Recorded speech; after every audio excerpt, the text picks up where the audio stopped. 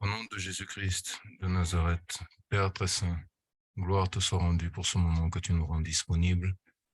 Merci de ce que tu nous as accordé ton souffle de vie encore une fois et de ce que nous avons la grâce, ô Éternel, de pouvoir savourer en ce moment l'opportunité qui nous a offerte de pouvoir être édifiés dans notre homme intérieur, dans notre intelligence, par rapport à toutes les circonstances dont tu veux nous informer, dont tu veux nous alerter, Éternel, pour chaque jour de nos vies.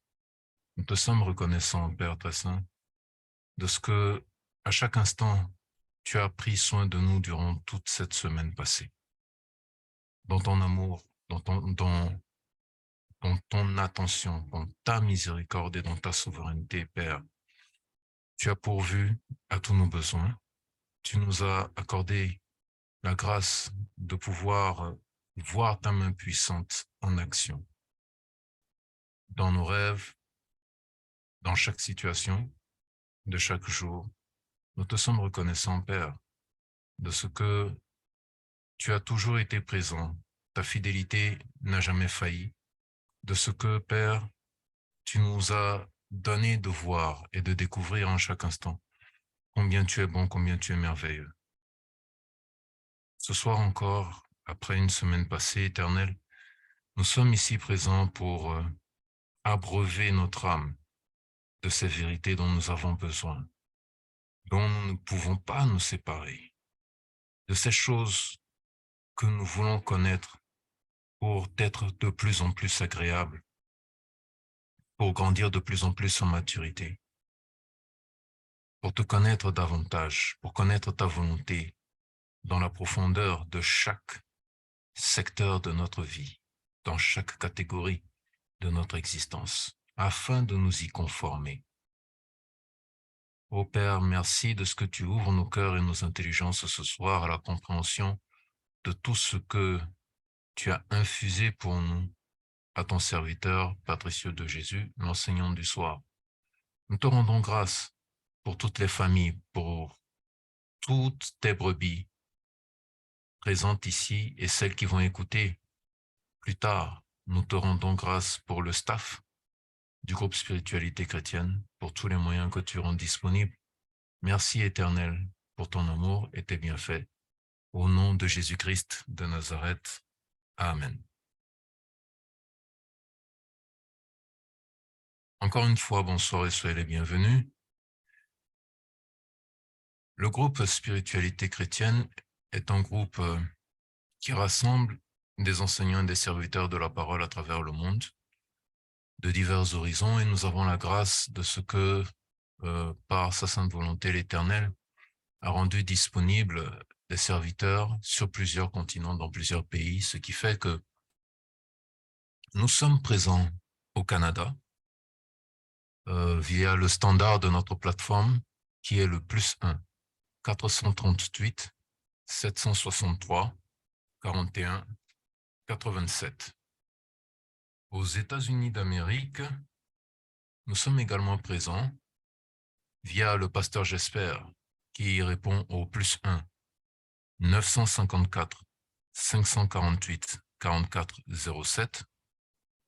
Le pasteur Pelé qui est joignable au +1 346 219 13 23. La sœur Caroline qui est joignable au +1 347 301 64 32. En Europe, en France, nous avons la sœur Jenny qui répond au +33 6 03 93 32 29. Le frère Jean-Marie est aussi disponible en France au +33 6 86 15 94 67. Le frère Gary également. Il répond au +33 6 13 47 74 01. Maman Denise, elle, est joignable au +33 6 11 76 98 24. En Afrique, nous sommes présents en République démocratique du Congo via notre bien-aimé doyen, Papa Zéphirin Péné, au plus 243 813 022 576. En Côte d'Ivoire, le bien-aimé frère Franck est joignable au plus 225 47 29 17 05. En République du Bénin, la sœur private est joignable au plus 229 62 02 11 41. Et en République démocratique du Togo, en République du Togo, le frère Patrick, moi-même qui vous parle, je suis joignable au plus 228 93 53 21 93. Bien entendu, chers frères et sœurs, toutes ces personnes ici citées ont des activités, des responsabilités, des engagements et un emploi du temps chargé. Donc, si vous leur avez fait signe et que vous n'avez pas eu de retour immédiatement, merci de prendre patience et de réessayer un peu plus tard, voire même un autre jour. Si vous n'avez toujours pas de réponse, le plus simple serait de me contacter directement pour qu'une fois le contact établi avec vous, je puisse vous rediriger vers la personne la plus proche ou la mieux disposée à vous assister. Notre assistance consiste en enseignement, prière d'intercession et surtout ministère de délivrance. Mais quelle que soit votre situation, quel que soit votre problème, vous devez répondre à deux conditions. Nous avons deux conditions. La première, c'est que vous soyez un chrétien baptisé par immersion dans une église chrétienne. Baptisé par immersion. La deuxième, c'est que vous ayez préparé une liste complète de tous vos aveux de votre parcours spirituel. Pourquoi nous avons ces conditions? Nous ne voulons pas entamer un travail, mobiliser les ressources, l'énergie, l'emploi du temps de quelqu'un au bénéfice de quelqu'un qui n'est pas sous l'autorité du Christ via le baptême et qui n'est pas disposé à avouer toutes les fautes ou à confesser toutes les fautes, toutes les irrégularités, tous les actes spirituels qui l'ont mis en porte-à-faux et qui lui amènent les situations difficiles qu'il apporte. Ce serait une énorme perte de temps et surtout une perte d'efficacité dans notre travail. Donc, si vous n'êtes pas disposé encore vis-à-vis de ces deux conditions, s'il vous plaît, revoyez votre vie, revoyez votre engagement et revenez quand vous serez prêt. Deuxième disposition, à l'attention de l'audience cette fois-ci. Nous voulons rappeler à l'audience qu'il est formellement interdit d'écrire aux professeurs et aux modérateurs durant la réunion Zoom sur leurs contacts personnels. Cela dérange et perturbe le bon déroulement de la réunion pour tous les participants. Tous commentaires et discussions doivent passer par le chat de la plateforme Zoom durant la réunion. Tout contrevenant sera expulsé de la réunion, voire de toutes nos plateformes de diffusion. Nous avons trois plateformes de diffusion. La première et la plus importante est sur Facebook, baptisée Spiritualité chrétienne.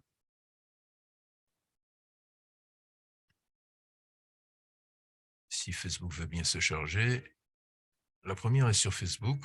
Bon, j'arrive pas à la charger, je sais pas pourquoi. Donc, baptisée Spiritualité chrétienne. Vous tapez Spiritualité chrétienne dans la barre de recherche et vous tomberez dessus. La deuxième se trouve sur YouTube, groupe Spiritualité chrétienne.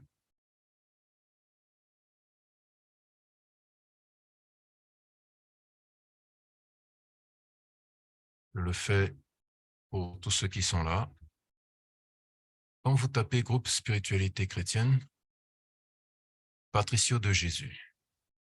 Groupe Spiritualité chrétienne, Patricio de Jésus, vous avez la photo du professeur en profil et la liste des vidéos récemment mises en ligne, les deux premières vidéos récemment mises en ligne. Et la troisième est sur Telegram, le groupe Kingdom Gates sur Telegram. Voici nos 3 plateformes de diffusion à travers lesquelles vous pouvez nous contacter, vous pouvez entrer en contact avec nous pour demander l'accès au groupe Kingdom Gate. Il y a plusieurs modérateurs, tous les membres du staff ont accès au lien d'invitation. Vous pouvez y accéder facilement. Facebook, vous savez comment le faire, et YouTube est accessible à tout le monde, n'importe qui, à travers le monde. Voilà pour nos plateformes de diffusion. Encore une fois, soyez les bienvenus. Ce soir, nous abordons un autre thème, ce qui va nous laisser le temps ainsi que à toute l'audience et à tous ceux qui nous ont suivis jusqu'à présent par rapport à la série L'amour entre l'homme et la femme, de pouvoir ressasser, digérer, rebondir dessus et également nous permettre d'aborder un autre aspect qui nécessite un enseignement à part entière pour pouvoir revenir dans cette série avec plus de compréhension. Donc ce soir, le thème, c'est être un esclave. Et pour aborder ce thème, j'accueille l'enseignant du soir, le professeur Patricio de Jésus. Professeur, bonsoir. Oui, bonsoir à tout le monde, bonsoir à tous ceux-là qui ont eu qui ont l'opportunité de nous suivre ce soir. Professeur, bonsoir et merci d'être présent avec nous. Donc, ce soir, nous mettons une petite interruption, juste une petite interruption, pour pouvoir aborder un thème qui touche beaucoup l'Église par rapport à une profondeur particulière et que beaucoup de chrétiens ne comprennent pas, dont ils ne se rendent pas vraiment compte. L'esclavage spirituel ou l'esclavage dans un sens beaucoup plus profond que ce que nous connaissons de cela de par la vie de chaque jour. Professeur, vous avez la parole, s'il vous plaît. Oui, bonjour à tout le monde, une fois de plus. Donc, nous avions décidé de parler de l'esclavage parce que c'est un thème tellement profond et le thème esclavage va bien sûr nous permettre de mieux comprendre ce que nous avions dit durant les émissions passées, puisque nous avions chuté sur la partie spirituelle de nos enseignements qui concernent l'amour entre l'homme et la femme. Alors, il arrive que certaines personnes peuvent ne pas bien saisir l'importance de la réalité spirituelle qui joue un rôle très primordial entre l'homme et la femme dans un couple dans le but de rendre les choses impossibles ou de rendre les choses plus difficiles parce qu'il y a deux façons où l'homme et la femme peuvent se séparer quand les choses ne sont pas faciles ou quand les choses sont impossibles. Mais pour cela, pour mieux comprendre, nous avions décidé de parler de l'esclavage. Nous n'avions pas dit l'esclavage spirituel ou parce qu'il n'y a pas seulement un seul esclavage. euh, que les gens, dans leur tête, quand on parle de l'esclavage, ils se voient directement là où ils sont sous l'emprise des entités, où ils sont colonisés par les entités. L'esclavage va au-delà de l'esprit parce que l'esclavage concerne, cible trois dimensions dans l'être. L'esclavage cible notre corps physique, l'esclavage cible notre mental, l'esclavage cible également notre esprit. Et dans notre esprit, nous avons la profondeur des profondeurs que nous appelons l'âme qui est un département à part. Donc, nous allons essayer de définir l'esclavage dans ces trois dimensions-là pour permettre au peuple de Dieu de comprendre qu'est-ce qui se passe en réalité. Parce que beaucoup de gens qui ont entamé le processus de délivrance, ils se sont vus être en train de réchuter pour parfois des raisons qu'ils ne maîtrisent pas, pour parfois des raisons qu'ils ne comprennent pas. Ils se disent, j'ai vu la manifestation démoniaque, les démons avaient pourtant dit qu'il était parti, mais alors comment est-il encore revenu? Qu'est-ce qui fait qu'il revienne? Alors ils ne tiennent pas compte que lorsque nous visons dans les réalités spirituelles pour la délivrance, mais il y a d'autres parties du corps humain qui peuvent encore être sous l'emprise de l'esclavagisme, qui peut être réellement ouvrir un portail plutôt pour le démon afin de revenir. Donc, pour comprendre mieux la possession démoniaque ou bien l'esclavagisme spirituel, il va falloir comprendre d'abord les deux premières étapes de l'esclavage que nous parlons, l'esclavage mental, l'esclavage corporel, qui en fait de compte conduit dans l'esclavage spirituel. Et partant de cette réalité, beaucoup de gens ont été étonnés de se dire, mais comment moi, je n'ai pas fait des rituels, je ne suis pas allé voir un marabout, je n'ai pas fait ces choses-là, comment est-ce que je peux me retrouver avec un tel degré de possession démoniaque? Qu'est-ce que j'ai réellement fait pour en arriver à ces points? Parce que justement, puisque l'Église est une entité spirituelle, est un domaine spirituel. Alors, lorsque on parle dans l'Église, les gens font très vite le lien avec leur esprit. Et parfois, il nous arrive d'oublier notre corps. Mais si c'était le cas, alors pourquoi Dieu voudrait que nous menions une vie de sanctification pour le bénéfice de l'esprit? Parce que quand nous menons une vie de sanctification, c'est les bénéfices de l'esprit. Donc, carrément, la Bible nous permet déjà de voir qu'il y a un lien direct entre le corps et l'esprit. Donc, si une vie améliorée de notre corps peut être un bénéfice pour l'esprit, donc ça veut dire que le corps dont nous voyons le mental et le corps physique jouent un grand rôle dans notre libération spirituelle ou physique. Donc, nous parlons aujourd'hui de ce thème qui est l'esclavage. L'esclavage, nous, on va l'aborder on va l'aborder d'une manière générale. On va parler de ces trois dimensions dans lesquelles l'homme peut être bloqué, l'homme peut devenir lui-même esclave de cela. Alors, pour mieux comprendre, les démons, je vais l'expliquer, c'est à peu près comment est-ce qu'ils procèdent. Je vais prendre un exemple terre à terre. Qu'est-ce que je pourrais dire? Avant que les démons parviennent dans l'esprit, il y a d'abord toute une préparation qui est faite avant que les démons ne parviennent dans l'esprit. Ce n'est pas que les démons, directement, ils s'en sortent de nulle part et ils s'accaparent de votre esprit. Il y a toute une préparation qui est faite d'abord à partir de votre mental, ensuite votre corps physique et en fin de compte, votre esprit pour en arriver là. Et parmi ces préparations-là, vous avez vu que c'est vrai, vous pourrez aller voir un marabout, un magicien ou bien une source occulte, mais on vous donne d'abord un livre pour vous préparer mentalement. Et en fin de compte, l'histoire avait commencé à travers un livre que vous avez lu et vous vous retrouvez que ces démons-là, il n'est plus dans les livres, ils se retrouvent maintenant dans votre esprit.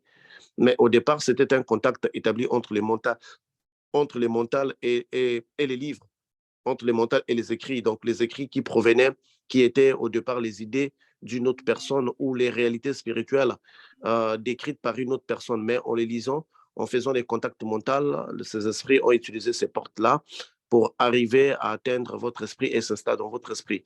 Et d'autres personnes qui ont été chez des marabouts ont été étonnés de voir que le marabout leur ont demandé de faire certaines choses physiques et en faisant ces choses physiques, ils se sont retrouvés que l'esprit se retrouve maintenant, les démons se retrouvent maintenant dans leur esprit. Tout là, beaucoup de gens sont vus être obligés de prendre des bains magiques, des bains de choses, des bains de purification, être obligés de faire l'inceste, être obligés de s'accoupler même avec les marabouts, être obligés de se promener nus dans un cimetière, être obligés d'être nus dans la maison, de faire certains rituels nus. Ça, c'est lié au corps physique. Mais après, ce qui a été fait physique, on se rend compte que ces démons-là est passé pour arriver maintenant, il s'assoit dans notre esprit, il devient maître de notre esprit. Alors, donc, il est de très grande importance pour nous les chrétiens que nous sachions aujourd'hui ces processus-là et ça va nous permettre de bien veiller sur nous-mêmes. Lorsque nous lisons dans la Bible, nous allons voir que lorsque Caïn tua son frère Abel, avant qu'il ne les tue, Dieu lui dit que le péché couche sur tes portes, mais c'est à toi de les dominer. Or, au départ, Dieu signifiait qu'il y avait des portes dans lesquelles le péché peut passer. Mais quand nous parlons d'un péché, spirituellement, lorsque vous allez dans le satanisme, vous allez voir que tout, ou bien dans la démonologie d'ailleurs, tous les péchés ont un Mhm. démon. Il n'y a pas un seul péché qui n'a pas un démon. Tout péché que vous connaissez, il y a un démon tel chargé d'impudicité. Donc, derrière un péché que vous commettez, il y a un démon responsable de cet acte-là.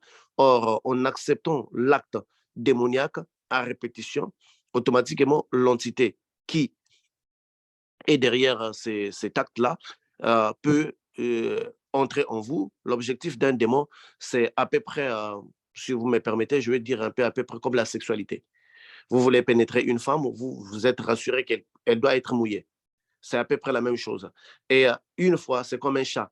Donc, dès que la tête entre, le reste du corps va passer. C'est aussi le même principe avec les démons. Donc, au départ, le problème que vous pourriez créer n'avait engendré qu'un démon, de la sexualité ou de l'impudicité, de l'homosexualité. Mais après, vous vous retrouvez avec d'autres types de démons. Cette logique est facile à comprendre parce que les démons entre eux s'invitent et les gens. Parce que je vais encore une fois de plus souligner ce que nous avions dit dans l'émission passée. Chaque démon a un rôle qu'il joue. Il ne va pas au-delà de son rôle. Parce qu'on les a définis, on les a délégués des tâches. Donc, le démon de l'impudicité, il va jouer le rôle de l'impudicité. Si il s'est trouvé que tu étais possédé par les démons de l'impudicité et que tu commences à faire d'autres choses, ça veut dire qu'un autre démon a été invité.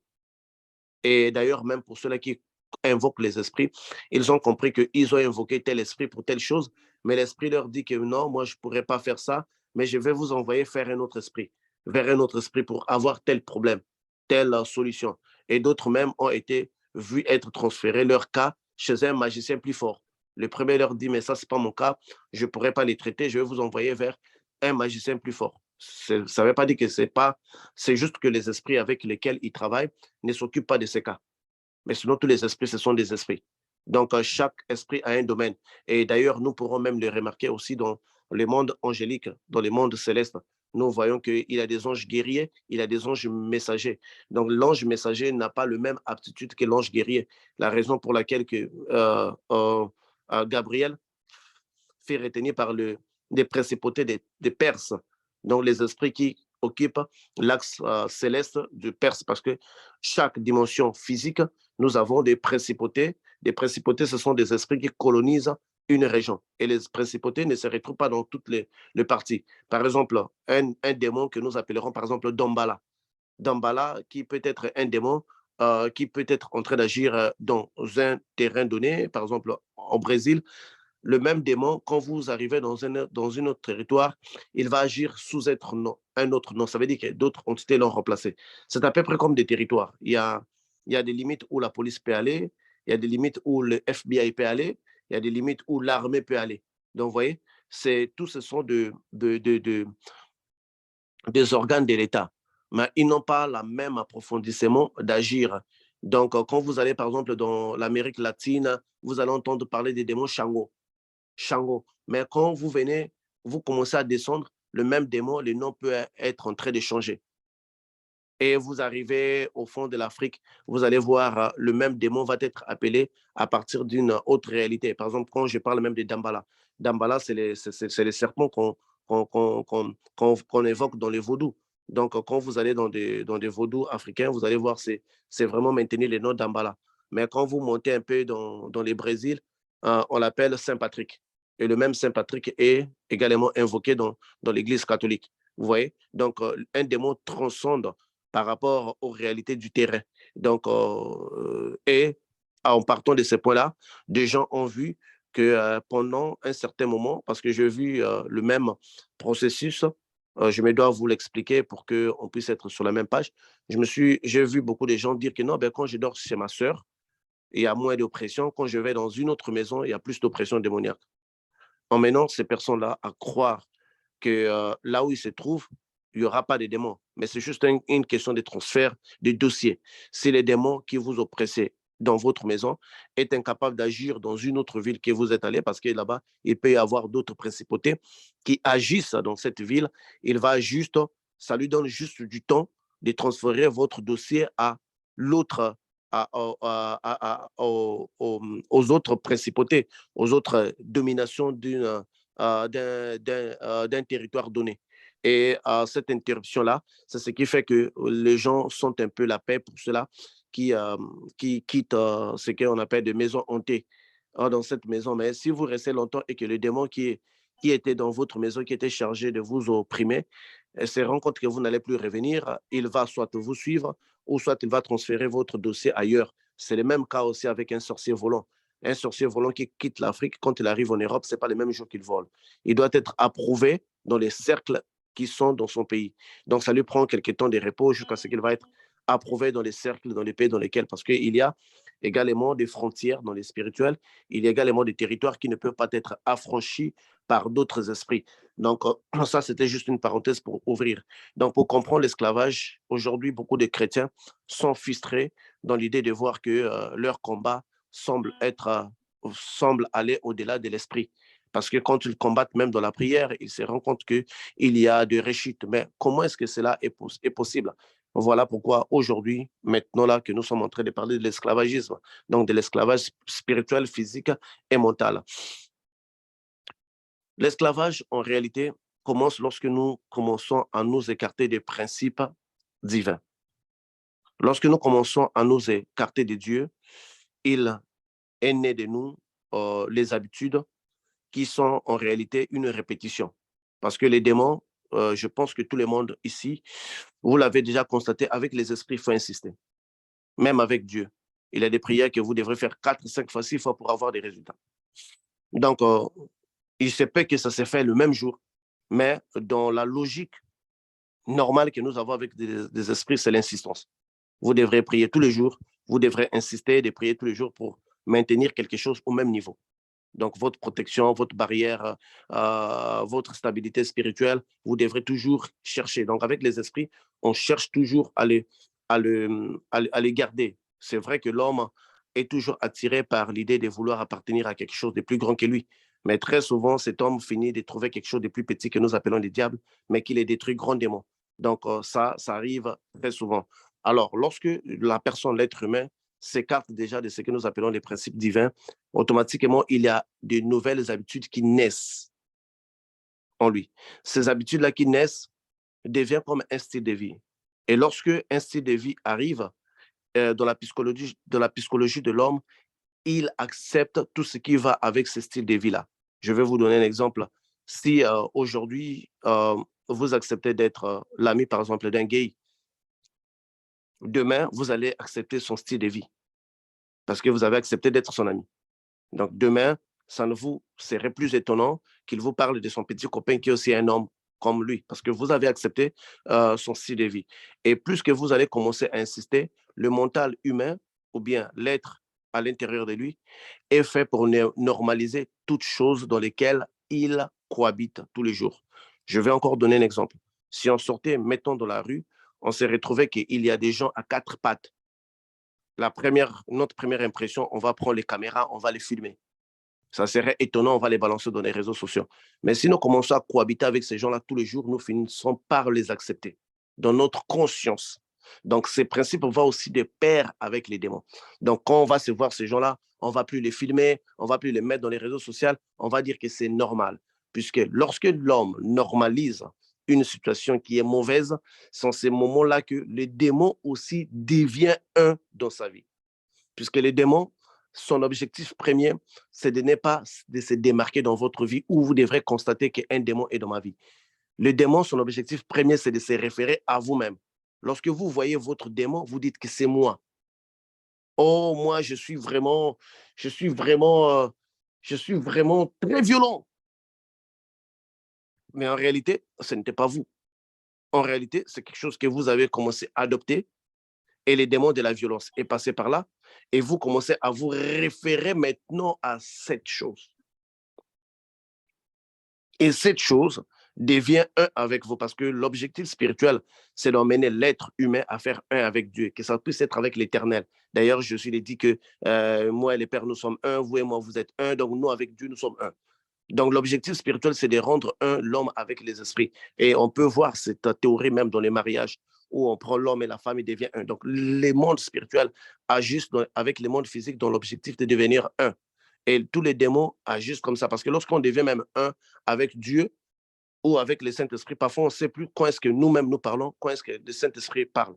Parfois, c'est nos femmes à la maison qui les comprennent, qui disent, ah mais euh, toi, tu vis de la parole. Même quand on aborde des sujets de la vie, toi, ta tendance est toujours d'aller un peu conseiller avec la logique de la Bible. Parfois, vous ne les voyez même plus. Parfois, vous ne les voyez même plus. Parce que déjà, vous faites un avec ça et les démons savent. La meilleure protection qu'ils peuvent obtenir d'un être humain, c'est lorsque un être humain pense que c'est lui-même qui agit à travers eux. Donc, à partir de là, le démon commence à bénéficier de ce que nous appelons la protection mentale. Or, la protection mentale est une protection très sûre qui protège les démons parce que c'est le mental qui est la couverture de l'esprit. C'est le mental qui est la porte de l'esprit. Parce que quand nous avions parlé des mondes spirituels et des corps, nous avions dit des corps mentaux, et nous avions dit éthériques, et puis nous avons dit les spirituels pires. Vous voyez, nous avons dit l'âme, pour ceux-là qui ont suivi des séquences que nous avions faites dans le passé. Donc, c'est lorsque le mental est déployé, c'est en ces moments-là que le mental est comme une protection, comme un parapluie pour les mentales. Donc, les démons vont s'efforcer à se référer, à devenir un avec vous pour que vous ne les combattiez plus. Parce que si vous vous voyez différent, vous allez comprendre qu'il y a un problème. Donc, le même principe peut aussi s'appliquer avec le sirène. Lorsqu'une sirène vient en vous, il va déclencher un degré d'excitation en vous où vous avez besoin d'avoir à faire des rapports sexuels sans arrêt. Vous pouvez vous masturber à un rythme qu'on ne peut pas imaginer. Vous pensez que c'est votre corps qui demande. Alors, c'est l'esprit qui demande à partir de vous. Donc, le jeu de l'esprit est bien joué lorsque l'esprit est confondu à nous-mêmes. C'est là où l'esprit trouve maintenant la stabilité. Donc, d'où le premier combat de l'esprit dans l'être humain, c'est de vouloir se confondre à vous. Alors, l'esclavagisme est tellement très important parce que pourquoi on parle de l'esclave? Parce que l'esclave, c'est quelqu'un qui n'a pas sa propre volonté. L'esclave, c'est quelqu'un qui exécute, même si il a sa propre volonté, mais il met sa volonté en arrière-plan. Il n'agit pas plutôt avec sa propre volonté dans les mondes, parce que tout ce qu'il fait, c'est ce que son maître lui veut. Mais il applique sa volonté pour agir selon la volonté du maître. De cela, on parle de l'esclave. L'esclave, ce n'est pas l'abolition de votre volonté. Votre volonté est là, mais il part juste en arrière-plan. Et d'ailleurs, c'est l'un des versets aussi qui peut aussi choquer des païens quand il dit que quand tu vois certains serviteurs de Dieu dans la Bible, dire que moi je suis l'esclave. Je suis l'esclave de Dieu. Ton esclave ne punit pas ton esclave. Ils pensent que c'est l'esclavagisme dans le sens terme que nous connaissons où on prend le fouet en train de maltraiter la personne. C'est juste un terme biblique qui veut dire que votre volonté passe à l'arrière-plan. Donc, toutefois que vous avez une volonté au devant de votre volonté, vous êtes déjà un esclave. Parce que vous ne pouvez pas la reconnaissance du fait que le serviteur reconnaît qu'il ne s'appartient plus. Qui ne s'appartient plus. C'est là où devient l'esclavagisme d'ailleurs. Et cet esclavagisme-là, on peut commencer à le trouver partout. Donc, qu'est-ce que les démons peuvent faire? Parce que les démons, l'esprit est toujours hors des portées. Parce que l'esprit, on ne peut pas atteindre l'esprit sans passer par des alliances ou bien par des vrais pactes. Donc, il va falloir un long processus pour arriver à l'esprit. Mais qu'est-ce que les esprits font pour arriver à ton esprit? Ils vont utiliser les instruments que nous appelons d'abord le mental. Le mental va générer des idées. Parce que les esprits, entre les esprits et l'être humain, il y a déjà une connexion permanente au niveau du mental. Cette connexion-là, elle est faite à partir de ce que nous appelons la loi de l'homogénéité métaphysique, d'où l'idée d'une autre personne peut partir d'un coin donné à un autre coin donné. Parce que nos idées, ce sont comme de cheval sauvage. Il faut les dompter. Si vous ne les domptez pas, tes propres idées vont te renverser. Et d'ailleurs, un grand nombre d'entre nous avions vu que tu penses, tu chantes une musique dans ton cœur, une chanson dans ton cœur, mais à côté, quelqu'un chante la même chanson ouvertement. Tu avais l'intention de dire quelque chose, quelqu'un dit la même chose que tu allais dire. Tu dis, ah, tu as pris les paroles de ma bouche. Tu voulais appeler ton cousin ou quelqu'un que tu aimes de l'autre côté, mais il t'appelle, dit que, mais chérie, lorsque je voulais juste t'appeler, toi aussi tu m'appelles. Parce que nos pensées peuvent être captées d'une manière brute. C'est ce qu'on appelle la loi de l'homogénéité métaphysique. Et c'est cette loi-là universelle qui interconnecte tous les corps dans le monde de Dieu.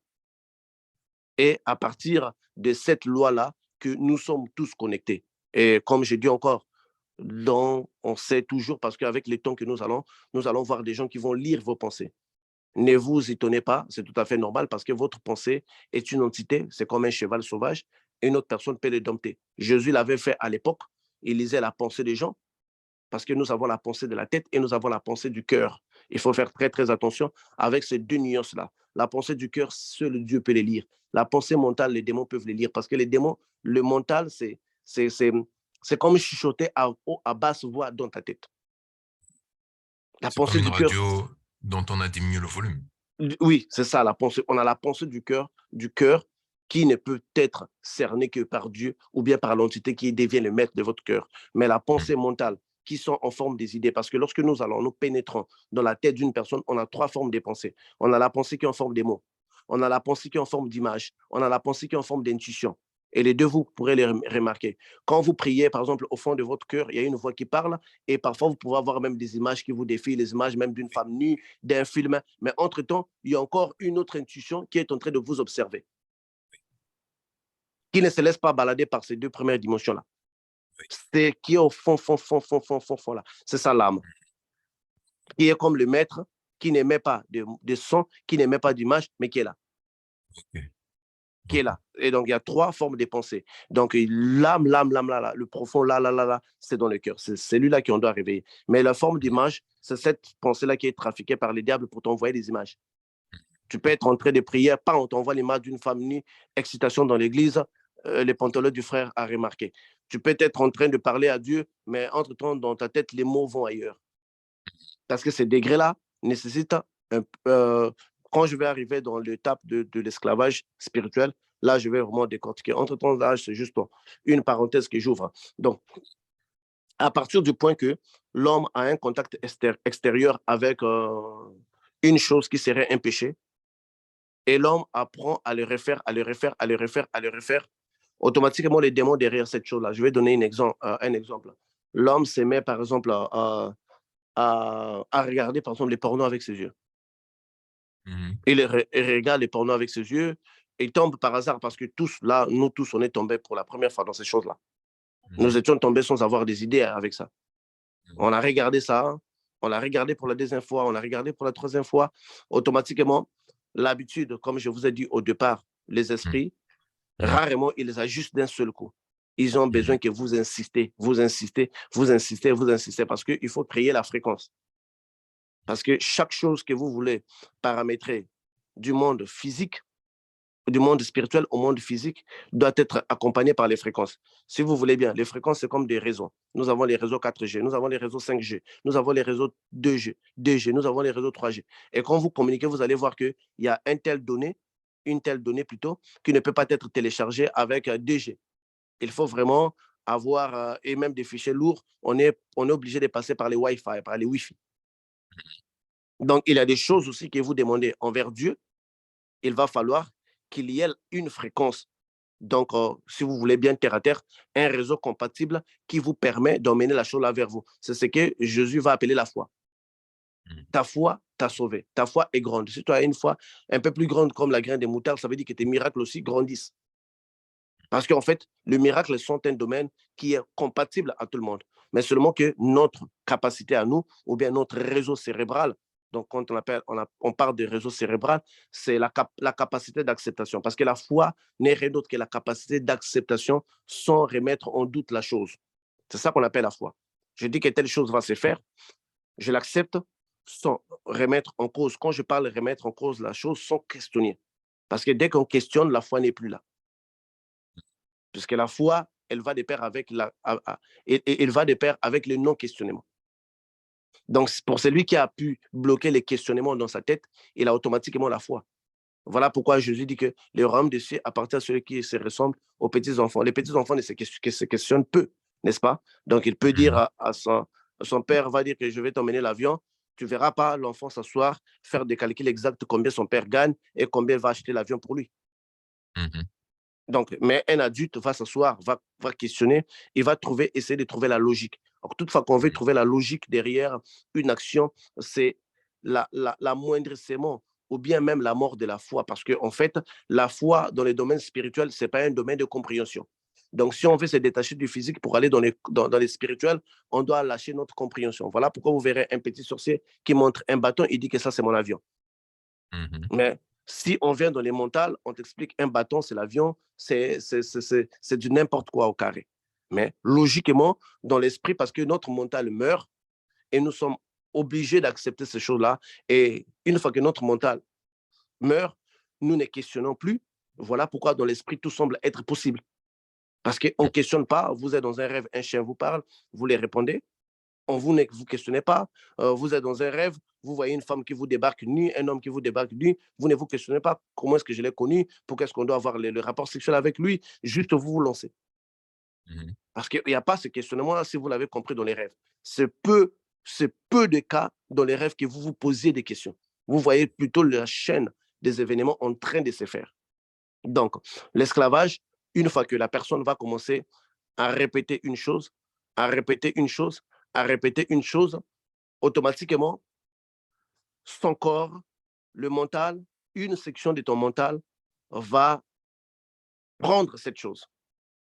Vous avez regardé le film porno 2 fois avec vos yeux. Une fois de ces jours-là, pendant que vous êtes devant l'écran de votre téléphone, votre mental va vous flasher l'image d'une femme nue. Ça vous flash. Quand ça vous flash, il y a une coalition avec le corps. Le corps, mettons, le mental, mettons, l'idée. Vous allez voir que dès qu'il y a les flashs, la voix s'active. Ah ben, je vais juste regarder 2 minutes, je ne vais pas me masturber. Je vais juste faire ça, je ne vais pas aller... Bon, de toutes les façons, je sais que je ne l'aime pas, je vais juste l'appeler juste pour entendre sa voix. Et puis, en fait des comptes, on n'ira pas loin, je suis une femme mariée. Ouais. Ça, et le 2 là, on voit que le 2 là, l'image et la voix intérieure sont en train de combattre contre toi. Sont en train de s'arranger pour te pousser à l'extrême. Sont en train de tout faire. Le fond là, intérieur là, qui observe sans aucune voix, que nous appelons, si vous voulez, les subconscients, si vous voulez, on peut appeler ça le vide mental, mais qui est plus conscient que l'image, qui est plus conscient que même la voix intérieure. Donc, une fois que vous commencez à répéter une chose, à répéter n'importe quel péché, si vous le voulez, voler, calomnier, tout ce que vous connaissez comme péché, vous commencez à les répéter automatiquement. Il y a déjà une section qui va se déclencher dans votre tête, qui va créer ce que nous appelons l'esclavage corporel. Vous ne pourrez plus contrôler votre accoutrement. Vous ne pourrez même plus contrôler quand est-ce qu'il faut montrer vos fesses aux gens. Même ça là, même ça là, même ça là, vous ne pouvez plus contrôler. Donc, quelqu'un qui d'elle-même enlève son pantalon, enlève son sous-vêtement, montre les fesses et les met dans les réseaux sociaux. On voit que la personne est devenue malade. Ce n'est plus la personne est esclave. La personne n'est plus déjà normale. La personne a la volonté, certes, mais il y a une autre volonté qui est au-dessus de sa volonté. Il y a une autre volonté qui est plus illusoire. Donc, d'où le premier esclavage, c'est l'illusion. Donc, ce qui agit dans les mentales, on appelle ça l'illusion. L'illusion est amplifiée. Ah, ils vont sentir que je suis une femme. Je dois tourner pour qu'ils voient ce que moi j'ai comme package. Ils doivent sentir que moi je suis un homme, je dois faire un mariage de 40 000, demain tu ne peux même pas payer le loyer. Ils doivent sentir, vous voyez, l'illusion. Déjà, l'homme qui déborde, l'homme qui sort de l'extérieur du contexte normal de l'être humain, c'est juste parce que cet homme-là est esclave de son illusion. Et l'illusion constitue là une cage invisible dans laquelle même des hommes de Dieu sont embarqués. Même des femmes de Dieu sont embarquées. Donc, cette faculté-là, en nous, que nous appelons, que au départ, vous avez vu, ça a commencé avec un simple circuit. Un simple circuit, vous avez vu quelque chose, au départ, vous pouvez être, et vous pouvez les voir même dans les rapports sexuels d'ailleurs. Hein. Il y a des choses qu'on vous fait faire pour la première fois, vous vous sentez tellement sale que, comment est-ce que j'ai pu faire ça? Mais après, quelques jours, après, ça devient votre vie. Mais les premiers jours que vous aviez fait ça, vous ne vous aviez pas imaginé que vous pourriez faire une chose pareille.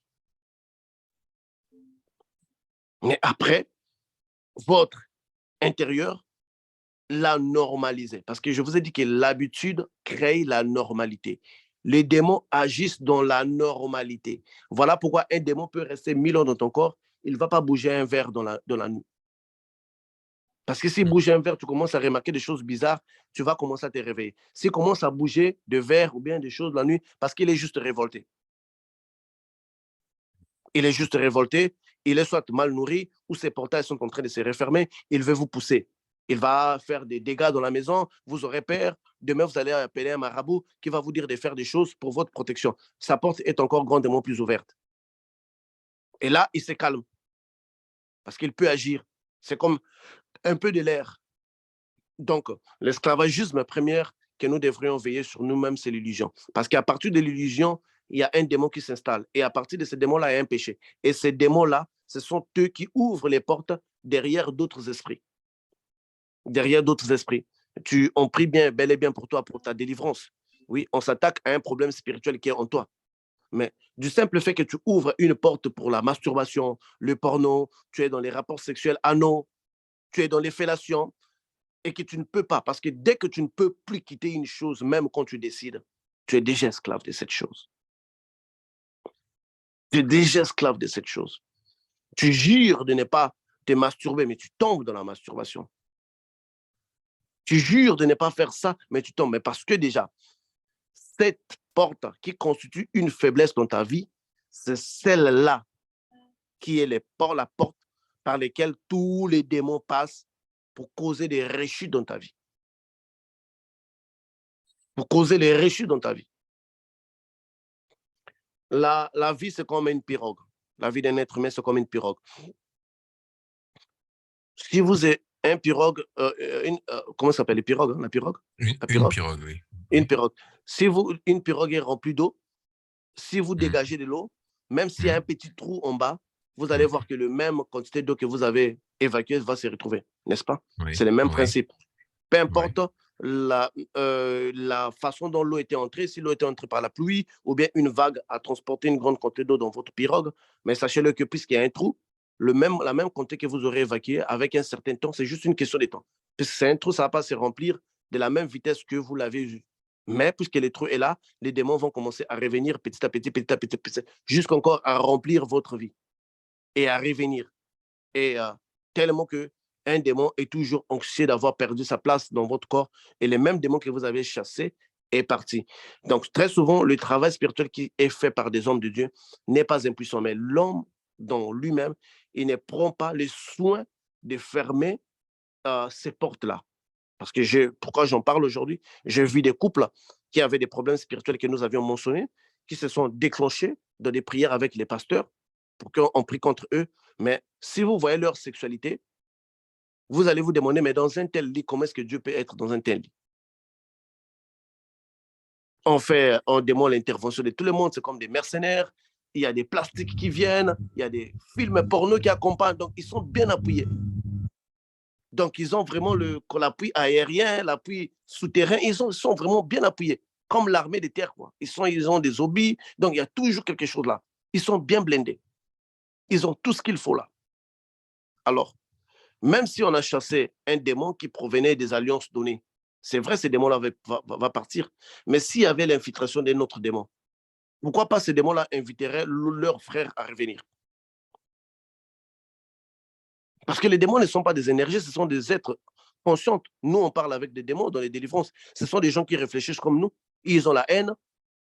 Ils vous mettent au défi. Ce ne sont pas des énergies comme beaucoup de gens les pensent. Ce sont des entités conscientes qui réfléchissent, qui font des calculs. Comment je peux parvenir à une telle chose? Comment je pourrais parvenir? Ce sont des gens comme vous. À l'exception seulement, ils ont un corps que vous ne voyez pas. Mais ce sont des volontés. Ce sont des volontés comme vous.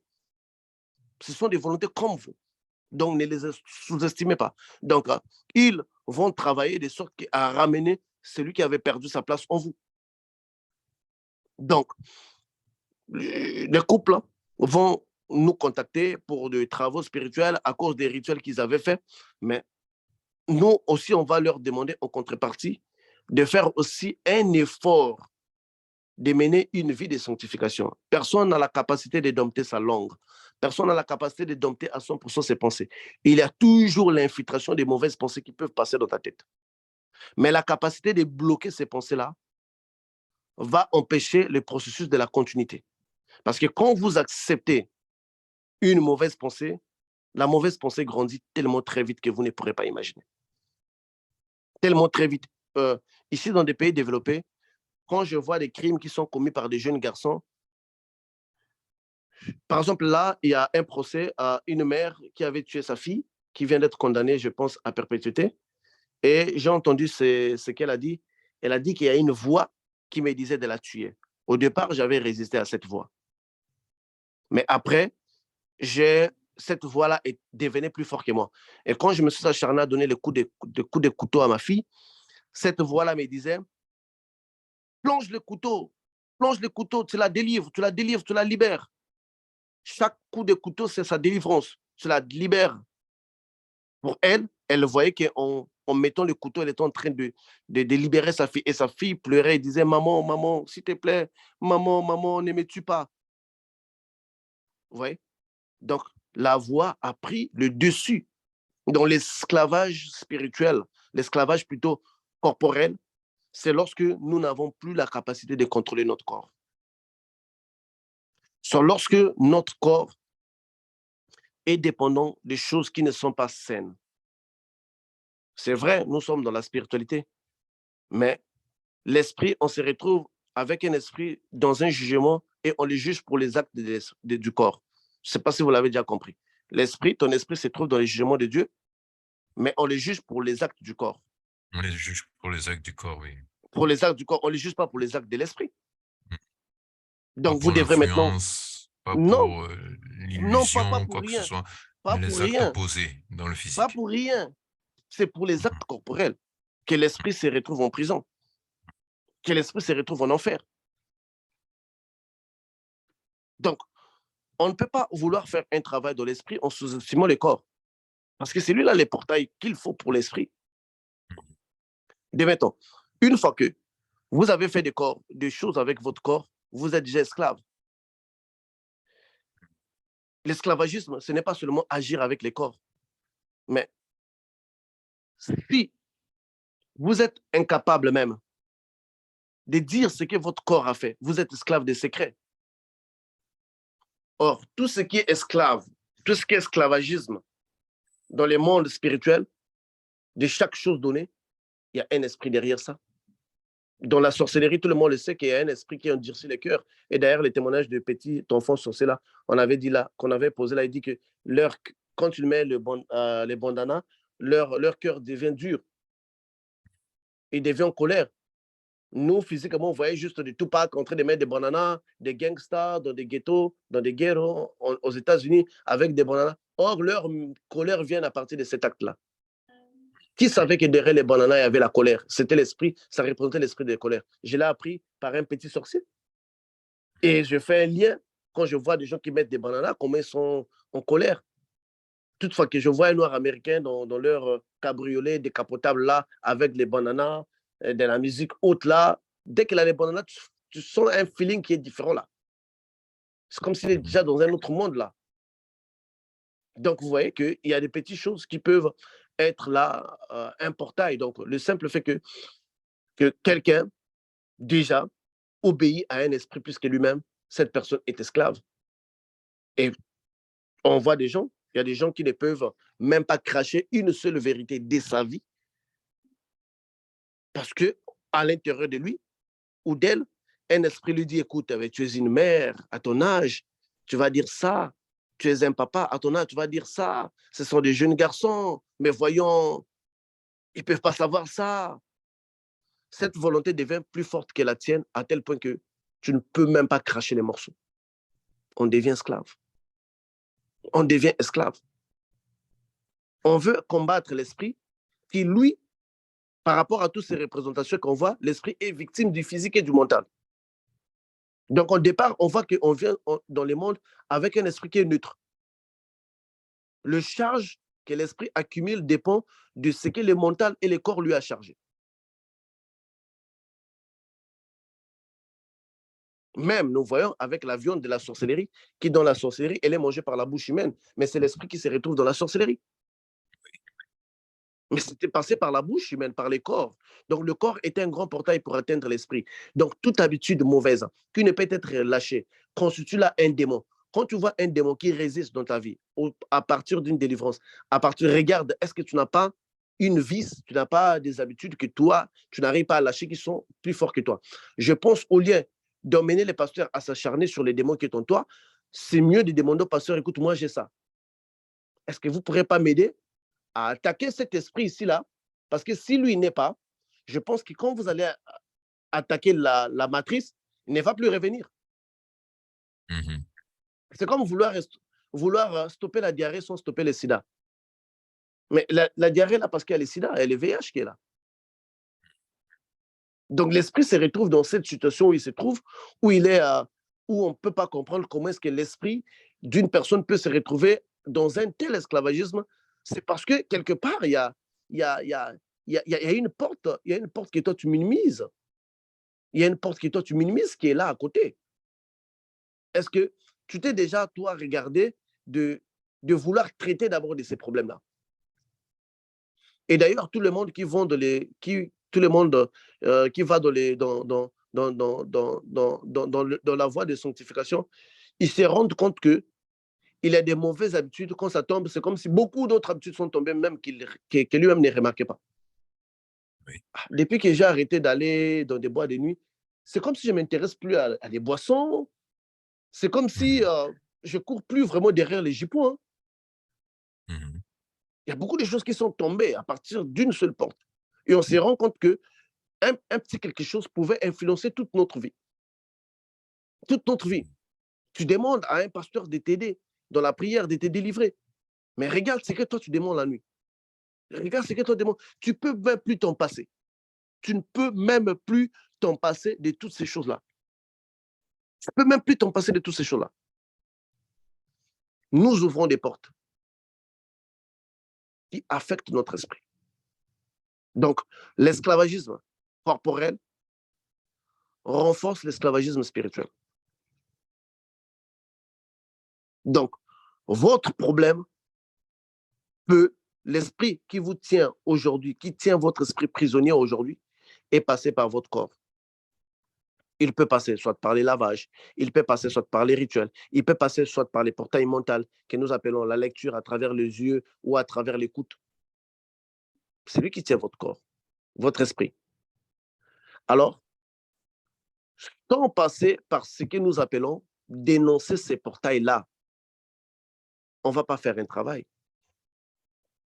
Parce que moi et l'équipe de la spiritualité chrétienne, parfois, on est découragé de prier pour certaines personnes parce que des vérités qu'ils ne nous ont pas dit, c'est les démons qui nous les disent. Est-ce que vous pouvez imaginer ça? Vous avez donné, nous on est patient, on peut te donner un mois de préparer tes aveux, viens nous dire. Mais la personne se dit avoir bouclé les aveux, mais cette personne-là, bizarrement, c'est un démon qui dit une vérité sur elle. Oh non, elle avait fait ça, ça, ça. Et vous lui posez la question, donc des vérités qui devraient sortir de sa bouche sortent d'un démon. Pourquoi? Parce que la personne a décidé de ne pas fermer cette porte extérieure-là. Gardons On le est secret. Oui, les secrets, oui, bien sûr. Parce que comment un serviteur de Dieu peut fermer une porte dont toi, tu ne lui as pas parlé? Mhm. Comment un serviteur de Dieu va mettre fin à un démon qui détruit tes finances? Mais ce démon a utilisé la porte que nous appelons, comment est-ce on peut dire ça? Il peut utiliser la porte que nous appelons l'inceste. Il a utilisé la porte que nous appelons l'inceste avec ton parent proche. Mais puisque toi, tellement que tu es une femme, je ne sais pas, tellement moderne, tellement sophistiquée, tu as déjà donné l'apparence qui est soignée, tout, tu ne pourrais pas dire cela. Tu ne peux pas, parce que si je dis que j'ai commis l'inceste, voici. Et le démon se tient à ça. Le démon se tient à ça. Parce que normalement, dans les mondes spirituels, après chaque 7 ans, on a les chiffres 7, on a les chiffres 12, on a les chiffres 7 et 12 sont tellement courants par les démons. Dans les démons ou les esprits, quand on parle de l'esclavagisme, ils vont de 7 à 12.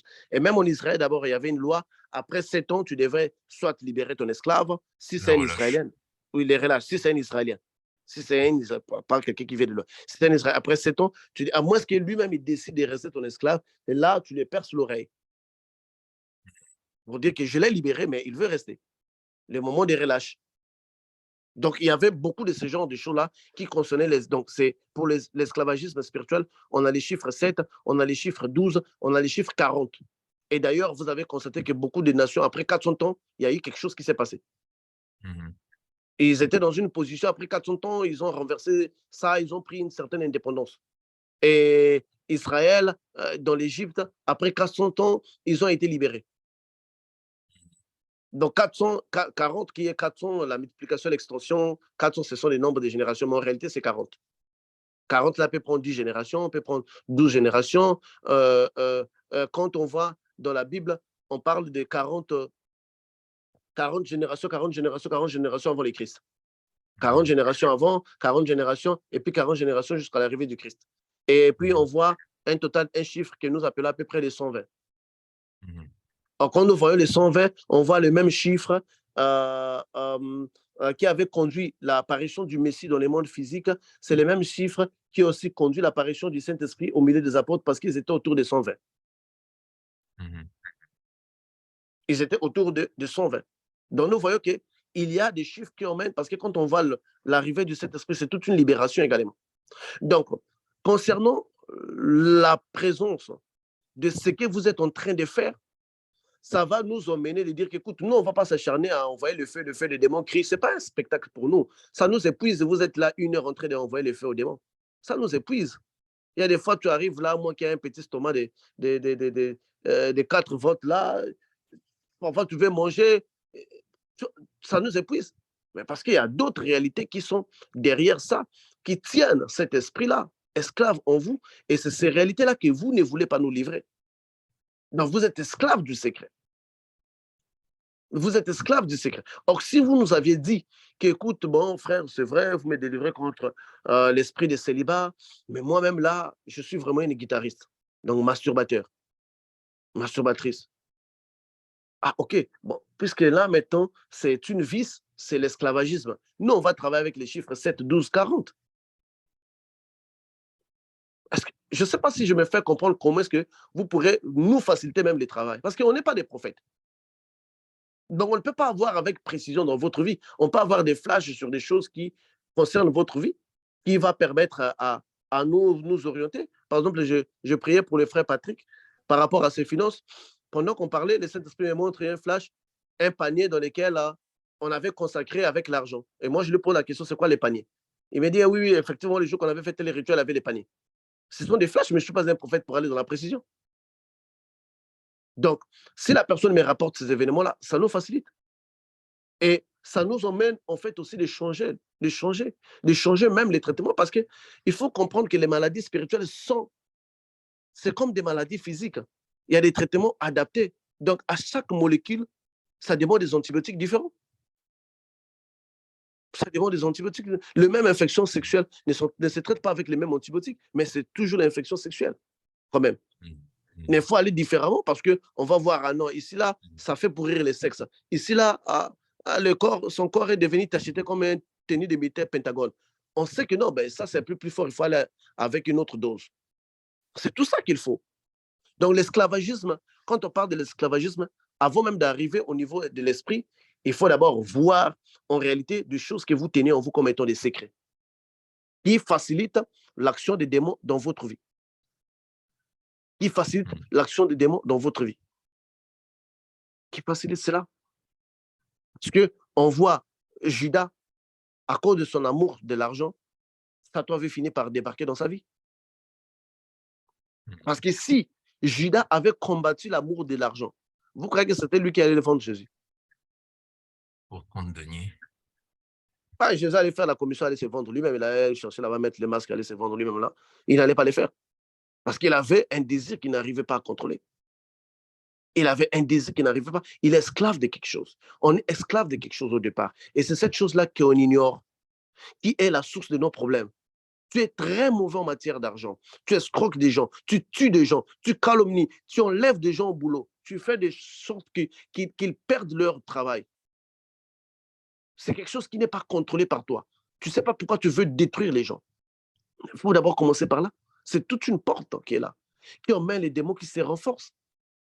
La Bible dit quoi? La Bible dit que les mouches mortes infectent l'huile du parfumeur de l'Ecclésiaste. Des mouches mortes, ce sont des péchés que nous faisons qui affectent l'huile, l'onction qui est en nous. Dans des petites choses que nous faisons. Et c'est ce qui cause le problème de l'esclavagisme spirituel. Allez-y, voyez toutes ces personnes-là qui sont devenues esclaves du monde des autres. Demandez-leur qu'est-ce qu'ils ont fait. Ils vont dire qu'ils ont commencé par une action physique. Ils ont exécuté une action physique. Et leur esprit se retrouve maintenant sous l'oppression sexuelle des esprits, se retrouve sous les abus des esprits, parce qu'ils ont ouvert une porte. On veut réellement vous aider. Par rapport aux différents thèmes que nous avions énoncés là, les gens veulent vraiment accéder à leur délivrance. Ils veulent vraiment que leur couple marche. Ils veulent vraiment que cette fois-ci, que la prospérité entre dans leur couple. C'est vrai qu'ils étaient partis au mauvais départ. Mais oui, ne te fige pas seulement sur la partie spirituelle. Mais quelle est la partie physique que toi, parce que tout le temps, on se connaît mieux nous-mêmes. On se connaît mieux nous-mêmes. On sait qu'est-ce qui est plus fort que nous. Tout homme est pécheur au départ, mais tout homme n'est pas un pécheur prémédité. Le péché ne peut pas être réflexe. Tu peux tomber par hasard, mais tu ne peux pas avoir un réflexe de péché, tu te réveilles le matin pour aller tricher tous les jours. Tous les jours. Tous les jours. Ce n'est déjà pas normal. C'est ce qu'il faut dire. C'est ce qu'il faut dire. C'est ça qui vous maintient. C'est ça qui vous maintient. C'est ça qui vous maintient.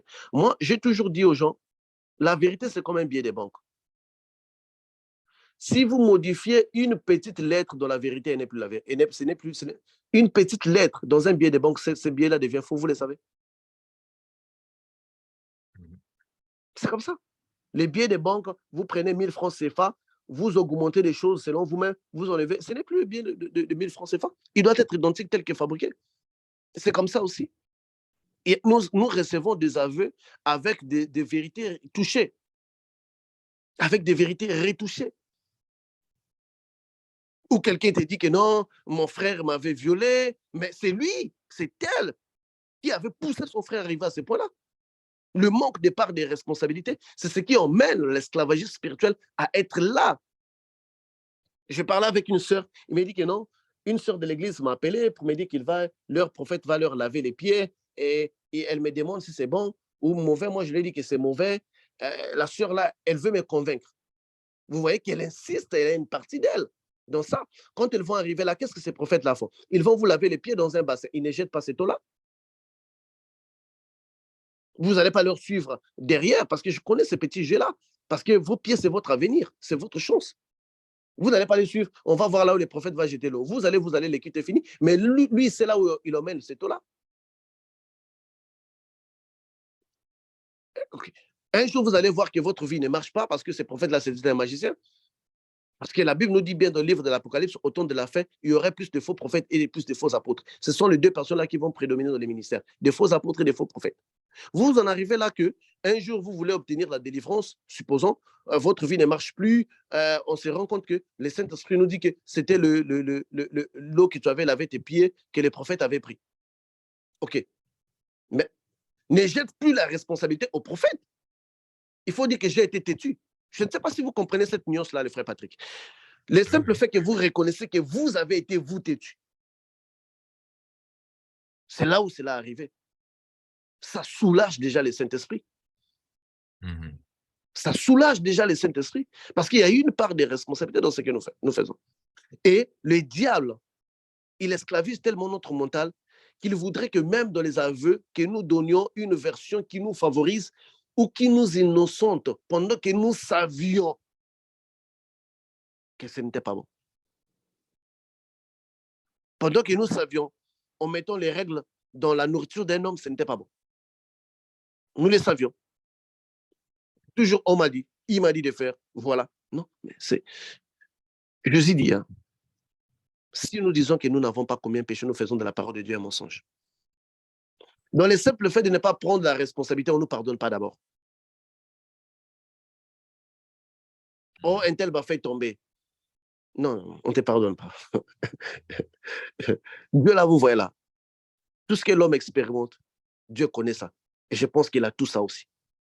Tu es Yakuza, il est plus Yakuza que toi. Tu as fumé, ça te monte à la tête, lui, il est plus fumé que toi. Il n'y a rien que vous allez essayer dans ce monde que lui ne connaît pas. Ça ne marche pas. Ça ne marche pas. Et le manque de responsabilité a créé un esclavagisme que tu ne peux pas imaginer. L'homme qui ment à tout le monde, qui ment même à son pasteur qui les délivre, qui ment même, il est sorcier, il arrive devant vous, il enlève le degré de responsabilité. Il dit que je me vois en rêve, mais il sait que le jour qu'on lui avait donné de la sorcellerie, qu'est-ce qu'on lui avait donné à manger, qu'est-ce qu'on lui avait demandé de faire, et des missions qu'il accomplit. On avait quelqu'un qui était venu là, un agent des mondes des eaux, qui nous parle. Il est là, il contacte le frère Patrick, il lui rafale des messages. Il dit qu'il avait été contacté par une sirène à l'âge de l'enfance et il va être délivré. On parle avec lui. Le Saint-Esprit me dit, mais pose-lui la question sur la sorcellerie parce que la personne est sorcière. Je lui pose la question sur la sorcellerie. Et il demande au frère Patrick, c'est quoi la sorcellerie? On n'avait jamais ri autant. Un Africain qui nous démontre c'est quoi la sorcellerie. Le frère Patrick lui dit, écoute frère, si vous ne voulez pas collaborer, nous on ne va pas. Il n'a pas même dit collaborer, il avait dit que si vous ne nous donnez pas de la matière, on ne va pas aller en avant. Et demain, après 2 jours, il nous dit que non, il se rappelle qu'il s'était vu en train de suivre un fil, arriver jusqu'au salon où sa grand-mère était nue. Ils ont commencé à faire le sexe avec sa grand-mère. La personne commence à avouer sa sorcellerie en moitié. Et on lui demande sur le monde des eaux, il dit qu'il n'a pas vraiment l'entier contrôle, tout. Et puis, une fois la nuit, j'ai senti une attaque spirituelle qui avait été repoussée grâce à Dieu. Et demain, c'est lui qui vient mettre au courant, oh, je vais tout parler. J'ai dit à Patrick, non, le frère là, il était chez moi à la maison, son entité a été vaincue, voilà pourquoi il veut parler. Il dit, mettons même son totem dans les mondes des eaux. Il dit il allait, il chiait, bon, pas chier, mais il s'est masturbé dans l'église pour maudire les cultes. Dans la piscine. Dans la piscine là où on baptise les gens, on va les baptiser les soirs. Lui, il vient les matins, il se masturbe dans la piscine. Il faisait des relations sexuelles avec les sœurs qui étaient hébergées dans l'église. Donc, ils disent tout ça. Imagine-toi, tu vas aller te faire baptiser. Quelqu'un passé là la nuit, il a sauté même le mur pour se masturber dans cette piscine-là, pour mettre les esprits des eaux. Toi, tu viens avec un pasteur aussi qui est un tintin, qui t'est bâti dans cette eau-là. Et puis, tu te retrouves que tu as un baptême qui est même... Tu défais même un tilapia, donc un poisson même dans l'aquarium. Il y a des réalités. Parfois, ce n'est pas le Saint-Esprit.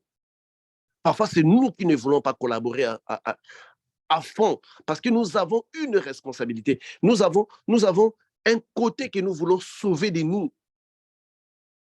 Et c'est ce qui nous rend esclaves. Et c'est ce qui met la carapace à ces démons-là. Qui maintient notre esprit esclave. Et ça, là, c'est ce que nous appelons le pacte de silence. Combien d'entre nous avons les pactes de silence? Combien d'entre nous, même quand nous demandons pardon à nos conjoints qui sont mariés avec nous, mais nous les expliquons l'histoire déformée. Oh, cet homme-là m'avait forcé, il m'a pris par surprise. Oui, tu déformes l'histoire pour obtenir le pardon de ton homme. Mais tu n'obtiens pas l'annulation des conséquences parce que tu rejettes ta part des responsabilités. On peut obtenir les pardons des hommes, mais pas, on ne nous allège pas de la part des... Parce que moi, je préfère ne même pas obtenir ton pardon, mais d'être allégé des conséquences, parce que ce sont les conséquences qui nous torturent plus que les pardons. Combien d'entre nous, en couple, on ne nous a pas pardonné, on n'avait pas demandé pardon, mais les couples continuent. Mais les conséquences nous torturent. Tant mieux être déchargé des conséquences. Je ne sais pas si je réfléchis mal. Et de courir derrière un pardon simple. Est-ce que tu dis ton histoire telle qu'il se doit pour cesser d'être un esclave? Est-ce que tu dis ton histoire comme il se doit? Es-tu sûr que tu n'es pas Ananias et Saphira? Ils n'ont pas caché l'argent, ils ont présenté une part d'argent. Mais l'autre part, ils n'ont pas présenté. Ce qu'ils n'ont pas présenté, c'est ce qui a coûté leur vie. Aujourd'hui, le Saint-Esprit ne vous tue pas, mais il laisse les démons en vous. Soyons responsables. C'est ce qu'on ne présente pas aux apôtres. C'est ce qui nous nuit, c'est ce qui nous détruit. Qu'est-ce que vous avez présenté comme aveu? Qu'est-ce que vous avez présenté comme aveu? Je parlais avec une sœur bien-aimée et il m'a demandé la prière, mais je sentais que le Saint-Esprit résistait à cette sœur. C'est quelqu'un, quand il demandait la prière, aussitôt le lendemain, le Saint-Esprit me disait prie pour elle.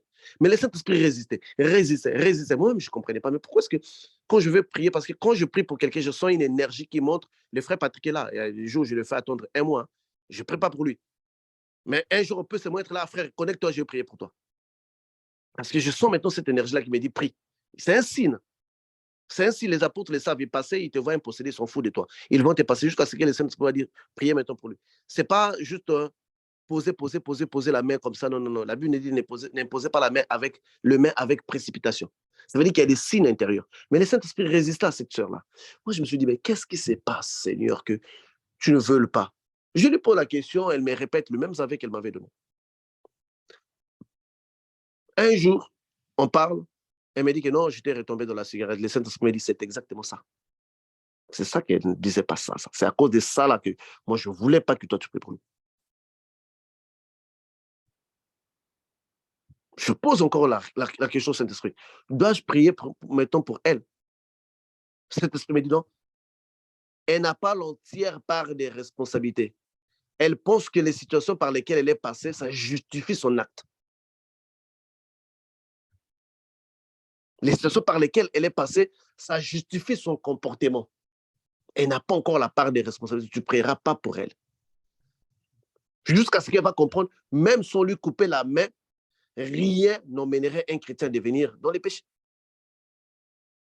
Même s'il devait être martyrisé, rien n'emmènerait un chrétien à changer ses voies. Étienne, sous la pression de Pierre, dernière caisse qui venait dans sa tête, il dit, je vois, il confesse encore ce qu'il voit, la souveraine, la divinité de Jésus. Est-ce que vous imaginez?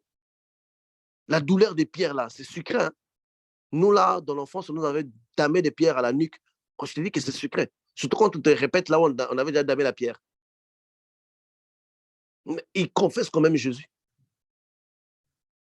Est-ce que ce qui nous manque, est-ce que si ce démon-là qui est dans ton âme, qui est dans ton esprit, sa force ne dépendait que de ce que toi, tu ne veux pas dire ou des responsabilités que toi, tu ne veux pas tenir?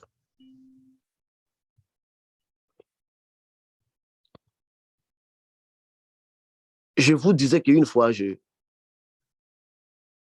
j'avais une fiancée. Je commençais à avoir des attaques spirituelles. Elle était sorcière. Le pasteur me dit que non, tu vois, telle qu'elle, elle commence à venir chez toi là-bas, à la maison, euh, ne la touche pas. Et elle était sorcière. Elle fait tout ce qu'il faut pour que je la touche par rapport au délai que le pasteur m'avait donné.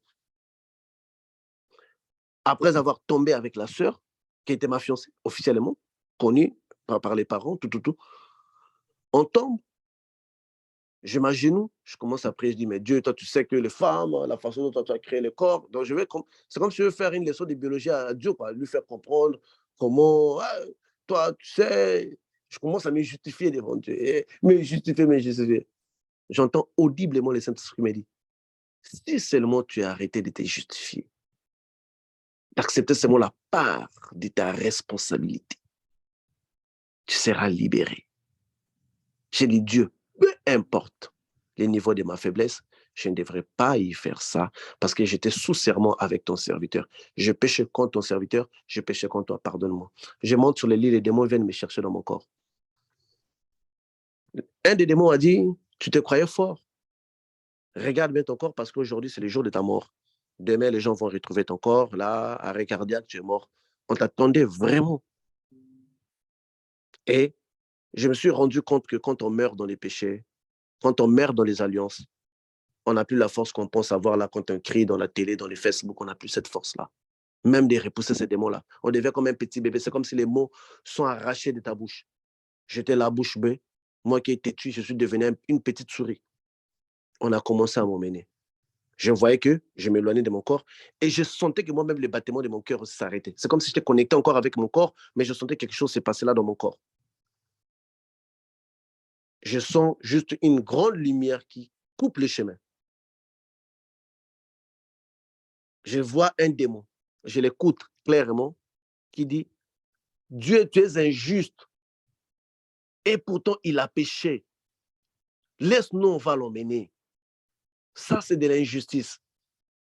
Et je me vois commencer à revenir dans mon corps. Mais j'étais conscient que je revenais dans mon corps parce que j'avais pris la part de ma responsabilité. Et pendant que je revenais dans mon corps, j'ai esquissé un sourire comme en riant, hein, comme dans les films. Donc, je me moquais des démons. Je suis rentré dans mon corps. J'ai respiré très vite. Tu vois vraiment que ton corps est devenu étranger, quoi. Tu vois comme quand tu viens d'une forte maladie, tu as perdu les goûts, c'est comme si les oreilles sifflaient.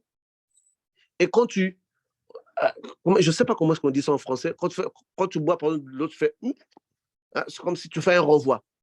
Un renvoi, tu vois, quand on fait un renvoi dans la bouche, je Oui. sentais l'odeur de quelque chose de pourri qui sortait de ma bouche. C'est comme si je commençais à pourrir à l'intérieur de moi. Oh, Seigneur. Parce que je n'avais pas voulu prendre la part des responsabilités. Est-ce que ces démons ne sont pas forts parce que nous ne prenons pas la part des responsabilités?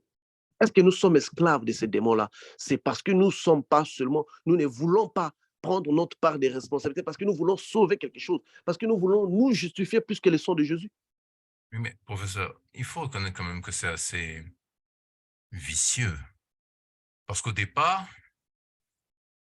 il faut l'arranger, il faut arranger le démon en parlant comme si c'est nous.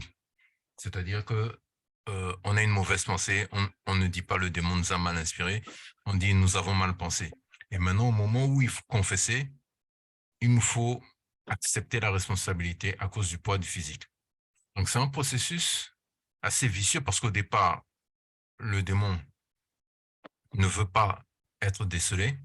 Et après, quand il est découvert, quand il est décelé, il renvoie, euh, il fait en sorte qu'on n'accepte pas la responsabilité, c'est ça? Oui, parce que la logique est simple, je vais te l'expliquer. Le Christ est mort pour l'homme, pas pour les démons.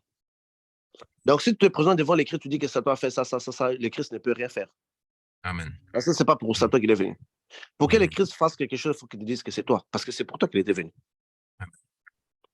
Donc, même son sacrifice est valable quand c'est toi. Mhm. C'est-à-dire que même si cette partie-là, c'est les démons qui avaient fait, toi, prends ça seulement. Prends ça avec toi. Parce que d'ailleurs, la spiritualité, c'est les porter d'abord les poids, n'est-ce pas? Tout à fait. Il faut porter les poids, même les poids que les démons avaient fait là. Parce que tu sais que non, cette partie-là, ah, ça, c'est vraiment les démons qui avaient fait. Hein. Mais tu Mhm. portes ça. Puisque Dieu guérit seulement les choses quand c'est en toi. C'est les mêmes processus par lesquels Adam et Ève étaient passés. Pourquoi ils n'étaient pas guéris? Parce qu'ils avaient jeté toute la responsabilité aux démons. Donc, les premiers Adam, il avait jeté la responsabilité à la femme. La femme avait jeté la responsabilité au serpent. Dieu ne pouvait pas les guérir. Mais le deuxième Adam, qui est Jésus, qu'est-ce qu'il avait fait? Père, c'est moi. Mhm. Donc, même Barabbas, c'était Jésus. Et c'est comme ça que ça avait marché, n'est-ce pas? Ça nous enseigne tout. Il y avait les esprits, il y a les hommes. Il y avait Ève qui avait poussé Adam, le premier Adam, donc qui est l'être humain. Il y avait l'esprit qui est le serpent. Mais Et, professeur, et, et quelle est oui, cette importance du corps physique?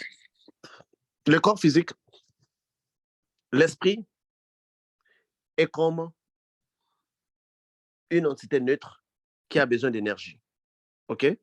Pour Mhm. survivre, pour grandir. OK. Le corps humain est comme une couveuse Mhm. ou un transformateur. L'esprit, il est fait, l'esprit a besoin des énergies pour grandir. C'est comme de la nourriture en fait. Si vous laissez l'esprit dans l'esprit, ça veut dire que son circuit est lent.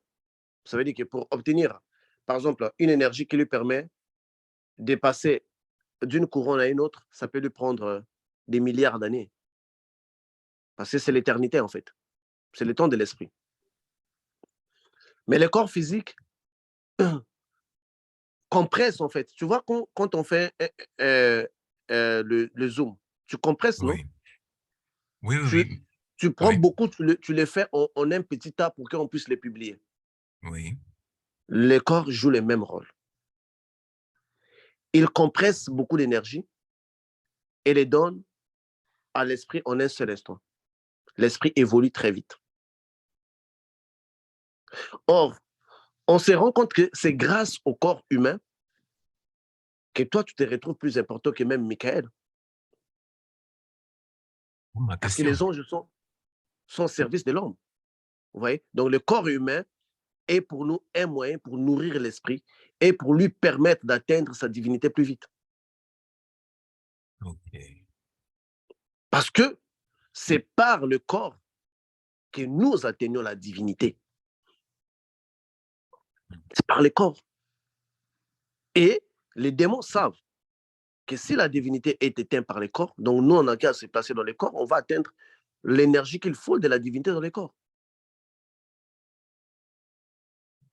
C'est là où il se positionne dans notre corps. Donc notre corps est comme un transformateur d'énergie.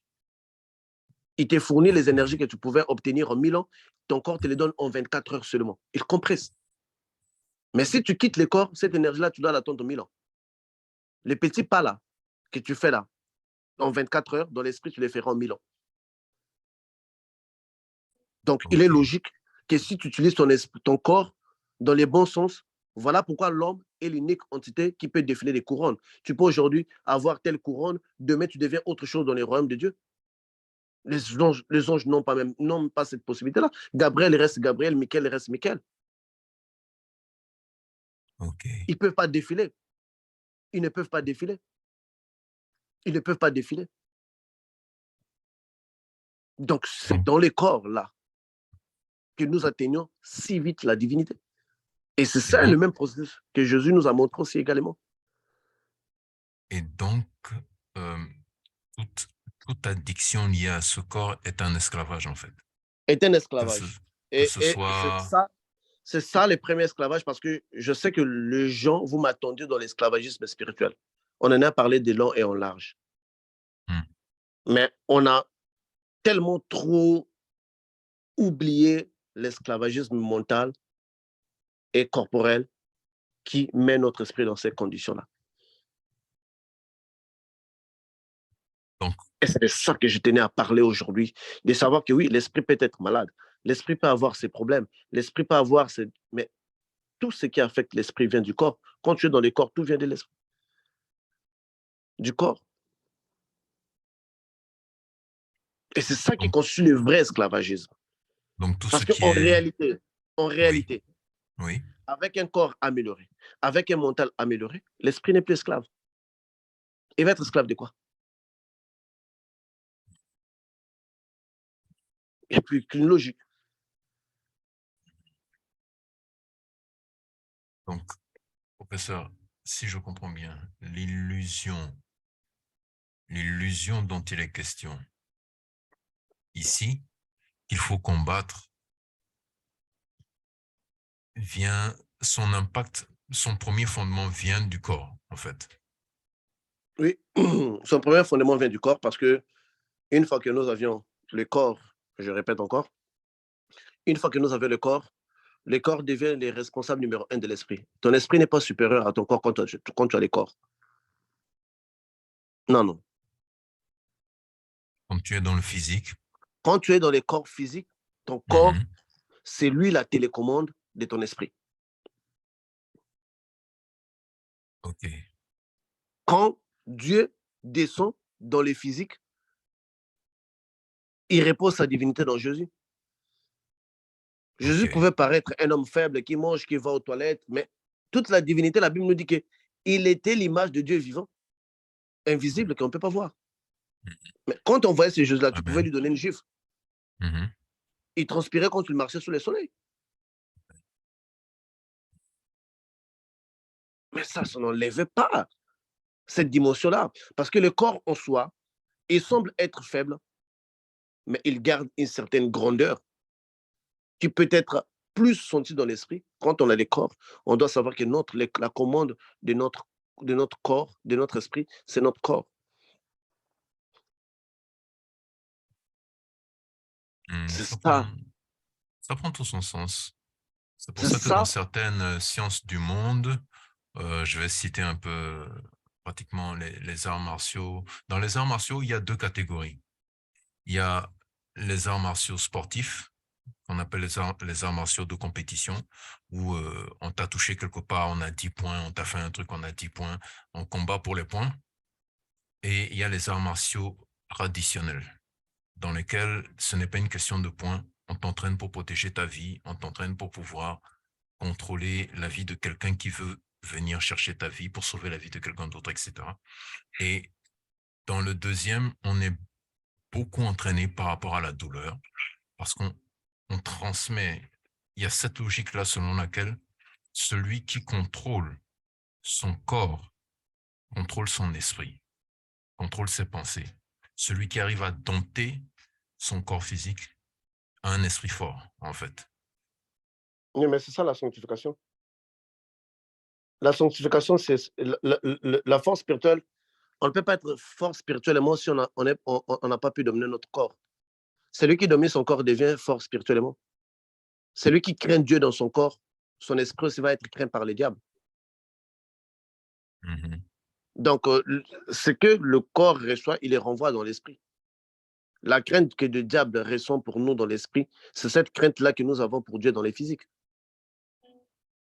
C'est la même crainte que tu donnes pour Dieu, c'est cette même crainte que Dieu, Satan ressent pour toi. En fait, Et le vrai bouclier de protection d'un chrétien, ce n'est pas la quantité de ses prières, mais c'est la crainte de Dieu qui constitue les boucliers. D'abord, la Bible nous dit, l'ange de l'Éternel comme tout autour de ceux-là qui les craignent. Il ne dit pas comme tout autour de ceux-là qui prient, tout à mais les fait, craignent. Parce que le vrai bouclier, c'est l'action du corps qui constitue tout le à vrai fait, bouclier dans l'esprit. Et le tout à diable fait. est conscient de cela. Donc, s'il veut, il veut anéantir votre bouclier de protection, c'est simple. Il vous met dans les péchés, il vous enlève dans la crainte de Dieu. Et votre bouclier devient faible. C'est une logique qui est connue par les esprits, ils le savent. Pour te rendre esclave, de t'amoindrir, ils doivent créer un péché qui va vivre avec toi. Donc, les souffrances répétées d'ici-bas aussi peuvent être en fait l'effet d'une machination donnée pour nous maintenir dans une addiction, autocondamnation, tristesse répétée, anxiété, angoisse, etc. Voilà pourquoi le livre d'Ecclésiaste nous dit les mouches mortes infectent l'œil du parfumeur. Les mouches mortes, ce sont tout ça. L'anxiété, Mhm, la frustration de la vie, de penser que si mhm. tu mets une maison sur terre, que ta vie va changer. Il y en a des maisons qu'on voit par-ci, par-là, on ne sait même pas qui les a construites. Elles sont vides, effectivement. Ils sont des maisons, ceux-là qui l'ont construit sont morts. Quand on passe dans les centres-villes, on voit des immeubles, on ne sait même pas qui les a construits. Alors pourquoi se frustrer quand on ne peut pas les faire? On voit des gens se frustrer pour les mariages, mais il va avoir cette femme-là, cet homme-là, 40 ans de vie, 20 ans de vie, après quoi il meurt. Mhm. Si on voit en réalité, l'homme se frustre pour des choses qu'il ne maintient pas. Mais il ne se frustre pas pour des choses qu'il peut maintenir pour toute l'éternité. C'est ça, en fait, l'illusion, de rendre l'éphémère plus important que l'éternel, ce qui est C'est éternel. ça, C'est c'est ça ça. l'illusion, en fait. Tu te dis que non, Mhm. quand je vais avoir 1 million, mais il y a combien de gens ont les 1 million là et ça a changé quoi dans leur vie? Ils mangent la même nourriture, ils vont dans les mêmes toilettes, ils ont juste là accès à acheter des choses qu'ils ont convoitées. Mais ce n'est pas ces choses-là qui les fait vivre. En réalité, ce qui fait vivre l'homme, c'est les pains. Ces pains-là que tu les montes dans la poubelle ou que tu les montes dans une maison qui n'a pas d'électricité, si longtemps que tu as ça, tu vas vivre. Mhm. Ce n'est plus la vie, ce n'est plus vivre qui intéresse l'homme. C'est qu'est-ce que les gens voient et les gens vont dire de moi. C'est ce qui intéresse l'homme sur Terre maintenant. Et Tout ça, à fait. ça crée une frustration globale. Et avec l'arrivée des réseaux sociaux, on présente un monde à l'homme, un monde qui n'est pas vrai, et celui qui les présente, ce monde-là, n'a pas aussi cette vie-là. Une femme qui se présente sur les réseaux sociaux, bien habillée, en train de faire des clips, elle s'est bien habillée, mais il n'y a aucun homme qui viendrait les chercher. Elle va mettre l'habit, elle va se filmer, après avoir se filmé, elle met dans TikTok, elle enlève les habits, elle les répare dans sa chambre guitariste, masturbation. Mais quand tu vas voir, ah, elle était sapée, elle est en train de vivre, elle a dansé telle chanson, elle a mis sur TikTok, sa robe là, aucun homme ne l'a vue. Ses cheveux là bien faits, aucun homme ne l'a défait. À quoi l'honneur? Tu es allé au salon, tu as dépassé 200 $ pour les cheveux. C'est un homme qui doit te les défaire. Ça a valu quand même la peine. Mais quand toi, tu vas voir cette image-là, tu deviens frustré. Moi, je n'ai pas ça. L'influenceuse m'a montré ça. Tu deviens frustré pour des choses éphémères. Et depuis la nuit des temps, le diable essaie toujours de proposer Jésus à ce qui est éphémère, les royaumes de ce monde. Jésus disait non, c'est ce qui est plus haut que je dois voir. L'évangile du royaume terrestre, c'est ce qui nous est prêché. Ce que Jésus avait refusé, c'est ce que le pasteur nous ramène. Le mariage, la prospérité. Et c'est ça que le diable était venu prêcher à Jésus. Au départ de l'église, je te donnerai les pains, je te donnerai les royaumes. L'évangile du ventre, c'est ça qui nous est ramené aujourd'hui. Peu de gens aujourd'hui vont dans l'église pour les spirituels. Ils vont dans l'église pour avoir les pains, pour avoir les royaumes, donc la grandeur de ce monde. C'est même pour cette raison que les chrétiens vont. Et quand les chrétiens ne le trouvent pas, les chrétiens sont plus frustrés, au même pied d'égalité que les païens. Les chrétiens, ils ont créé un Dieu qui doit lui donner de la richesse physique. Mais le même Dieu, c'était le Dieu d'Élie, qui n'était pas riche. C'était le Dieu de Jean-Baptiste, qui était avec un pot d'animal. Il n'avait même pas un tissu pour se mettre. De quel éternel dont on veut nous prêcher? De quel éternel qui doit enrichir toutes les personnes? De quel éternel qui doit donner le mariage à toutes les femmes? Si Marie de Magdala était à côté de Jésus, ne s'est jamais mariée. De quel éternel dont on veut nous prêcher? C'est pour créer en fait la frustration. Parce que notre vie n'est plus notre vie. Notre vie a un thermomètre à la vie des autres par rapport à ceux-là qu'on a étudiés à l'école. Lui, il a pu faire ça, moi, je n'ai pas encore fait ça. Et quand on fait toutes ces choses-là, on se rend compte que la tranquillité des cœurs était plus que toutes ces choses-là qu'on a fait. Moi, j'ai conduit des voitures à Miami, mais j'étais vide. Tu conduis une belle voiture, mais tu es vide à l'intérieur.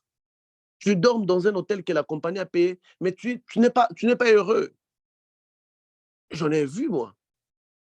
Donc, ce n'est aucun décor de ce monde, ce n'est aucune ville, ce n'est aucun pays de ce monde, ce n'est aucune voiture de ce monde qui va te donner la joie du cœur. La joie du cœur va au-delà même de ces voitures-là, va au-delà même de cette belle femme-là. Parce que la femme peut être la plus belle du monde, l'homme peut être le plus beau du monde. Mais si la paix du cœur n'est pas en toi, tu ne saurais pas l'aimer, tu ne saurais pas avoir la beauté de l'amour. Qu'est-ce que l'homme en réalité cherche?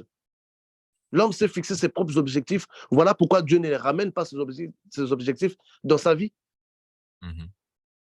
Quel est aujourd'hui le chrétien qui va accepter de manger le pain de Dieu dans une cabane? C'est toujours aujourd'hui insuffisant parce que les pasteurs nous ont montré une bonne vie. Que quand on devient pasteur, on doit avoir une bonne vie. C'est maintenant une compétition déclenchée. Aucun pasteur ne veut prêcher la parole sans à la fin vous demander de l'argent. Mais quand allons-nous débarquer? Quand allons-nous susciter de l'authenticité? Là où on prêche des gens sans rien attendre en retour. Là où on donne aux gens sans rien attendre en retour. Quand serons-nous ces choses-là? Quand serons-nous ces personnes-là? Quand reviendrons-nous à l'authenticité? C'est cette frustration-là que l'Église a donnée. Cette frustration-là que l'Église a donnée. Le monde est aujourd'hui dans l'Église. Voilà pourquoi on a des églises remplies de personnes vides. On les crée. Le monde les crée. Nous, l'Église, nous l'avons adopté. Et qu'est-ce qu'on a? On a des chrétiens qui viennent à l'Église pour être bénis, qui viennent à l'Église pour être prospères. Il oublie que la première bénédiction sur la vie d'un homme, c'est sa santé. Et ça, même les riches ne peuvent pas en acheter. Nous avons pris à dévaloriser des choses qui sont plus importantes parce que nous avons capturé, on a mis l'éternel dans des choses éphémères. On oublie de remercier pour la bonne santé. Mais tu es malade. Reste malade pendant 2 jours. Tu verras l'importance de la bonne santé. On a oublié tout ça. On ne sait pas dire merci pour des grandes choses et on veut qu'on dise merci à Dieu pour des petites choses. C'est la frustration en fait que l'Église a créée. Et ça crée aussi l'esclavagisme mental. Combien de chrétiens ne peuvent pas s'en passer de ça? Combien de chrétiens ne peuvent pas s'en passer de ça? Va dans les cultes de dimanche. Tu vas voir, mais c'est la sapologie ou quoi? C'est la Quand il n'y a pas l'habit, comment on peut expliquer une sœur qui prend 2 heures devant son miroir pour se maquiller et de prier 15 minutes dans l'église? C'est ça qu'on a créé. Et c'est tout à fait normal qu'aujourd'hui, les démons, Satan s'installe dans des églises. Et aujourd'hui, le terrain de football de Satan, c'est dans l'église. Il ne joue plus ailleurs. Il joue maintenant dans l'église. C'est ça qu'on a créé. C'est ça qu'on a donné. Voilà pourquoi les apôtres ne parlaient de ne pas mettre les maquillages à l'église. C'était pour être simple. Est-ce qu'aujourd'hui, on a des personnes simples dans l'église? On n'en a plus. Pour dire que l'esclavagisme est devenu tellement grand que même toi, qui est en train d'être délivré d'un démon donné, mais comme tu commences à partir à l'église pour avoir le matériel, il y a déjà une porte, il y a déjà l'esclavagisme qui est là. Et le démon va passer par les mêmes portes. C'est un cercle vicieux.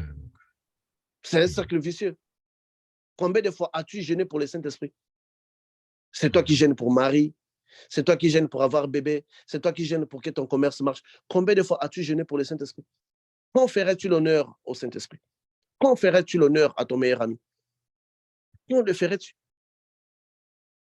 Mais dès que ton mari te chamaille, dès que ton petit ami te dit que c'est fini, toi, demain, tu es en jeûne. Où est l'essence de la spiritualité? Comment pouvons-nous être libérés si longtemps qu'on pense comme ça? Comment pouvons-nous être libérés si longtemps qu'on pense, dès que nous, les pasteurs, dès que les gens sont tout autour de nous, on peut se faire de l'argent? Aujourd'hui, Facebook, 5 000, 1 300, donc il y a 9 000 personnes. Si on commence à leur demander $1 par personne, ça nous fait 9 000 $ par mois, n'est-ce pas? Oui. Il y a beaucoup de gens qui vont donner, qui voudront bien donner. Mais ce n'est pas ça l'objectif pour lequel nous avons été appelés. Ce n'est pas ça.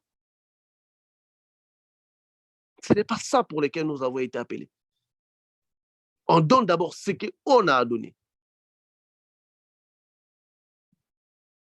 Et l'Église nous a présenté ça. L'Église est arrivée même au moment de dire aux gens que si tu sèmes, c'est ce moment-là que tu seras béni. Mais si tu sèmes sans sanctification, tu ne seras pas béni. Soyons clairs là-dessus. C'est la sanctification qu'il faut dans toutes ces semences que tu mets. Aujourd'hui, combien de chrétiens perdent leur argent dans la poche des pasteurs parce qu'ils n'ont pas la sanctification et que ces pasteurs-là n'avaient pas le courage de leur parler de la sanctification. La Bible nous dit de ne pas mener l'offrande de la prostituée dans l'église, dans les temples de Dieu. Est-ce qu'aujourd'hui on les fait? Une femme qui n'a jamais travaillé, une femme qui n'est pas mariée, qui n'est pas fiancée, qui t'emmène de l'argent, et toi, pasteur, tu les mets à genoux là, tu mets ta main sale là, en train de prier pour elle. On est corrompus nous-mêmes avant d'accuser quoi que ce soit de nos disciples. C'est nous-mêmes d'abord qui sommes corrompus. Vous voyez nos comportements. On devient meilleur ami du pasteur parce que c'est nous qui s'aimons. Dès que tu commences à s'aimer, tu deviens meilleur ami du pasteur. Il t'appelle tous les jours. Il te donne des prophéties tous les jours. Mais non, mais on ne peut pas être comme ça. On ne peut pas être comme ça. Tu peux s'aimer dans l'église. Si le Saint-Esprit ne s'intéresse pas à toi, je peux même te négliger pendant une année. Je ne te parle pas, je m'en fous. Si tu arrêtes de donner, tu arrêtes, c'est ton problème. Je m'en fous de toi. Si tu donnes, tu le donnes, tu m'aides, tu aides l'église, c'est Dieu qui tu aides. Alors tu ne peux pas acheter mon attention, quoi que ce soit, parce que tu donnes. Je m'en fous de toi. Et ça, je suis radical. Je préfère manger des vers ou manger des fourmis dans la terre que de me rendre pour ça. À un certain moment de la vie, on doit être sérieux, on doit savoir qu'est-ce qu'on fait. Il est étonnant qu'on regarde pourquoi Dieu traite cet homme-là avec des faveurs et nous, on ne nous traite pas. Mais cet homme-là fait beaucoup d'efforts mentaux. Ça ne veut pas dire que je ne suis pas dans les besoins. Je ne suis pas dans les besoins. Je suis dans les besoins et des fois, je manque. Mais l'Éternel est vivant. Même si les forces des enfers s'élevaient contre moi, ils ne pourront pas m'atteindre parce que je suis juste, jusqu'au fond de mon cœur. Je suis pur. Je suis juste. Je suis un cœur pur. Je ne planifie pas le mal contre quelqu'un, ni de trouver un moyen de les dépouiller. Je ne le fais pas. Et c'est tout à fait normal que je puisse être invulnérable. J'ai démontré au monde qu'on peut devenir invulnérable en Christ. On peut jouir de l'immunité spirituelle de Dieu, s'amusant avec les diables comme on veut. Mais tout ça, il y a un prix. Il faut être sérieux quelque part dans la vie, comme nous, des pasteurs. On ne l'est pas aujourd'hui. On ne l'est pas. Donc ça, c'était une parenthèse pour juste voir que le départ, la fondation est mauvaise. On emmenait, nous, des pasteurs, aux gens de devenir esclaves de quelque chose. Et on veut leur délivrer d'autres démons sans comprendre que c'est nous qui les avons emmenés à devenir esclaves de quelque chose qu'ils sont. L'Église a que deux prières, prospérité et mariage. Prospérité et mariage. Prospérité et mariage. C'est ça qui résume aujourd'hui la spiritualité de l'Église chrétienne. C'est ça aujourd'hui. Deux sujets phares. Mais nous devons prendre une part des responsabilités et nous devrions revoir nos bases. Quand les fondements sont renversés, que feront les justes? Nos fondements sont renversés. On est juste, mais on ne peut même pas chasser un démon. On est juste, on ne peut même pas sortir de l'attaque des sorciers. Parce que nous n'avons pas de fondements. Nous n'en avons pas. Nous n'en avons pas. Nous n'en avons pas. Alors, étant juste, on ne peut rien faire. Redressons nos fondements. Redressons nos fondements.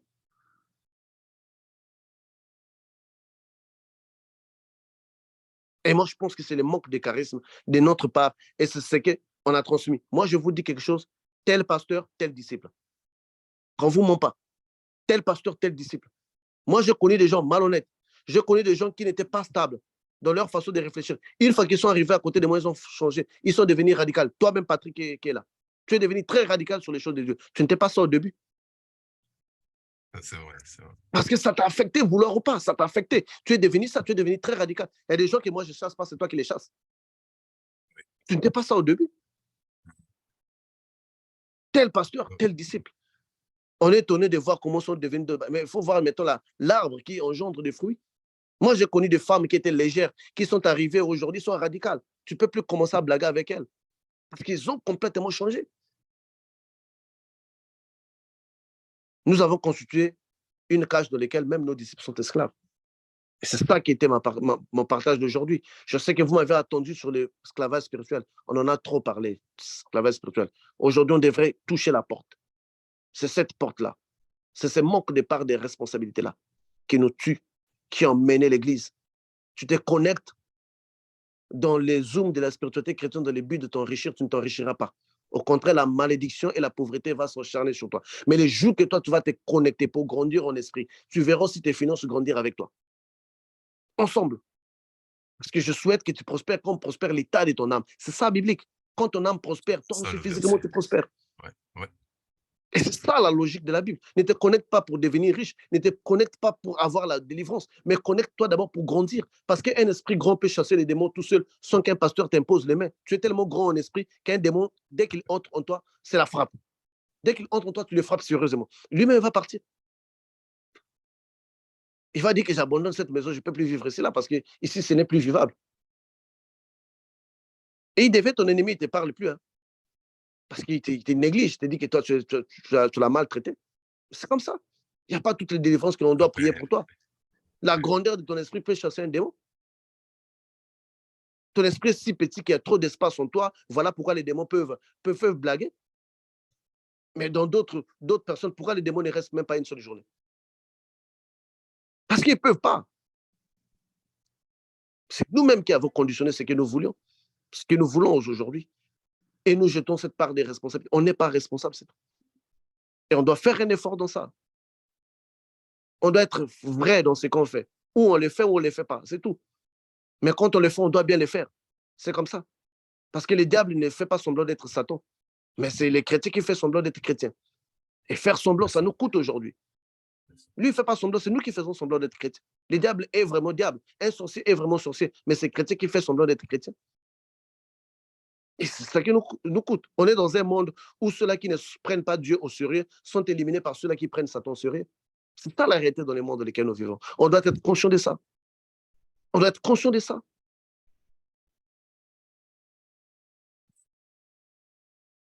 Donc, c'est l'esclavage mental et corporel qui nous emmène à avoir des charges spirituelles dans lesquelles nous ne sommes pas délivrés. Merci beaucoup. Merci, professeur. Dieu vous bénisse. Cher doyen, Dieu vous bénisse aussi. Vous avez la parole, s'il vous plaît.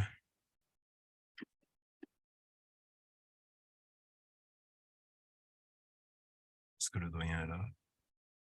Oui, je le vois. Je suis là, frère Patrick. D'accord, Dieu vous bénisse. Bonsoir au professeur, bonsoir frère Patrick, bonsoir à tout le monde. Merci de nous accorder votre présence et de partager avec nous vos lumières à une heure si tardive. Oui, c'est très émouvant, c'est très intéressant. Tout ce que le prof vient de dire, nous sommes tous des esclaves.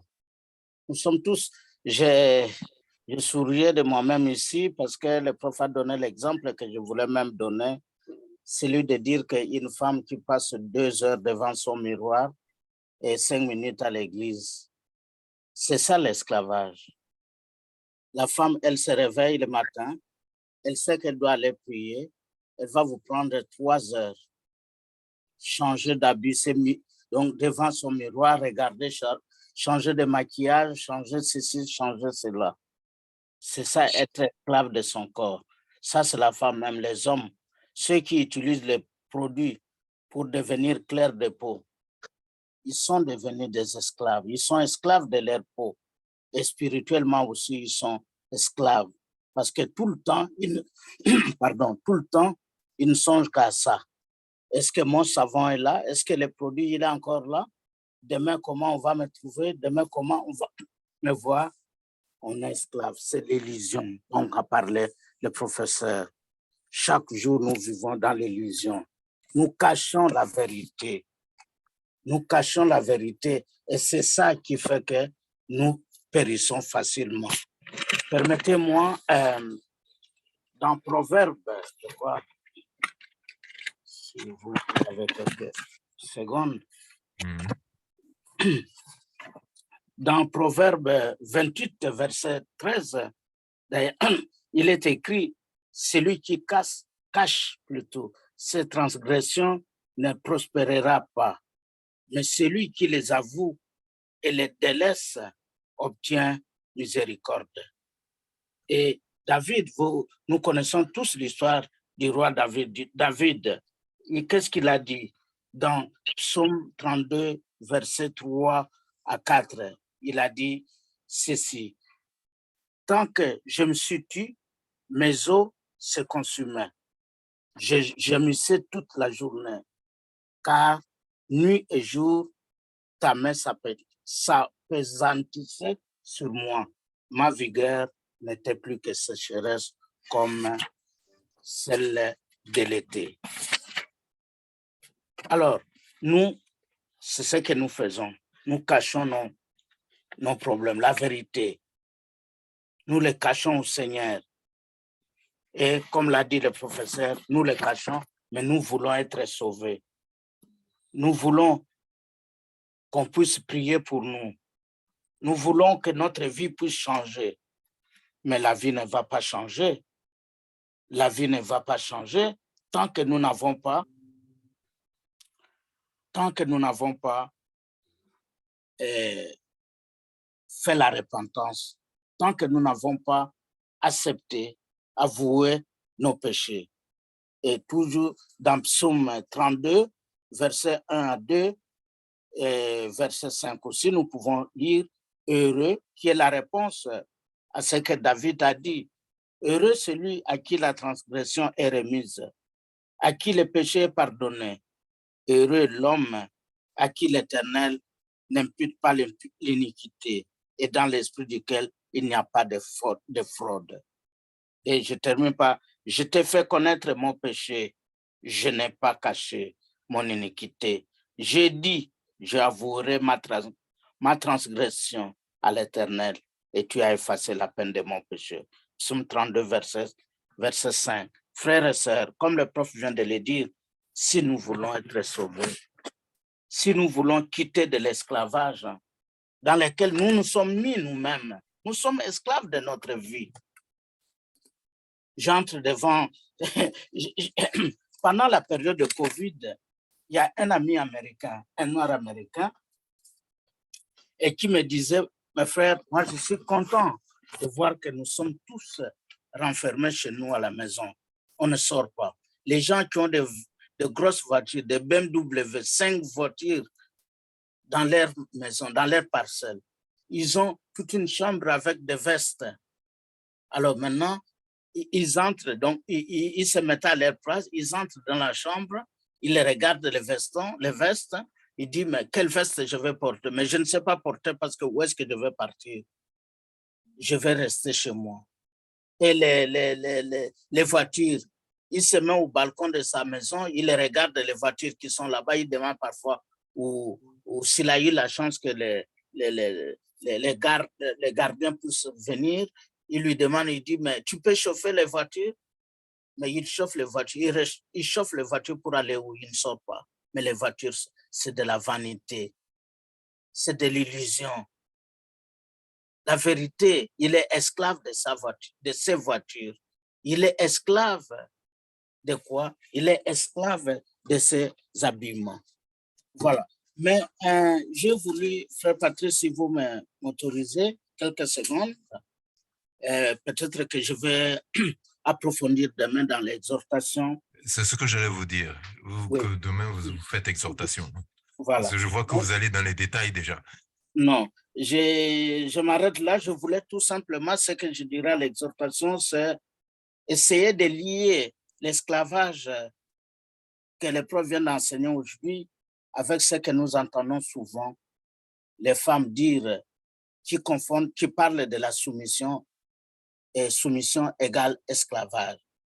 Une femme qui dit, mais dans mon foyer, je suis considérée comme une esclave.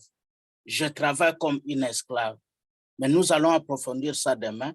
Est-ce que c'est le même esclavage dont on parle? Est-ce qu'il s'agit vraiment de l'esclavage?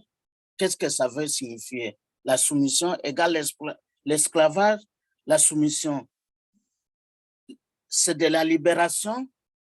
Voilà. Donc, pour les mamans, nous allons approfondir cet aspect de l'esclavage en essayant de faire un lien avec tout ce que nous avons eu sur l'équilibre pour que nous puissions comprendre et avec ce que le prof vient de dire pour voir que le fil conducteur dans tout ça, c'est la croyance au Seigneur. Nous devons tout simplement avoir confiance au Seigneur et à ce moment-là, on ne deviendra plus esclave.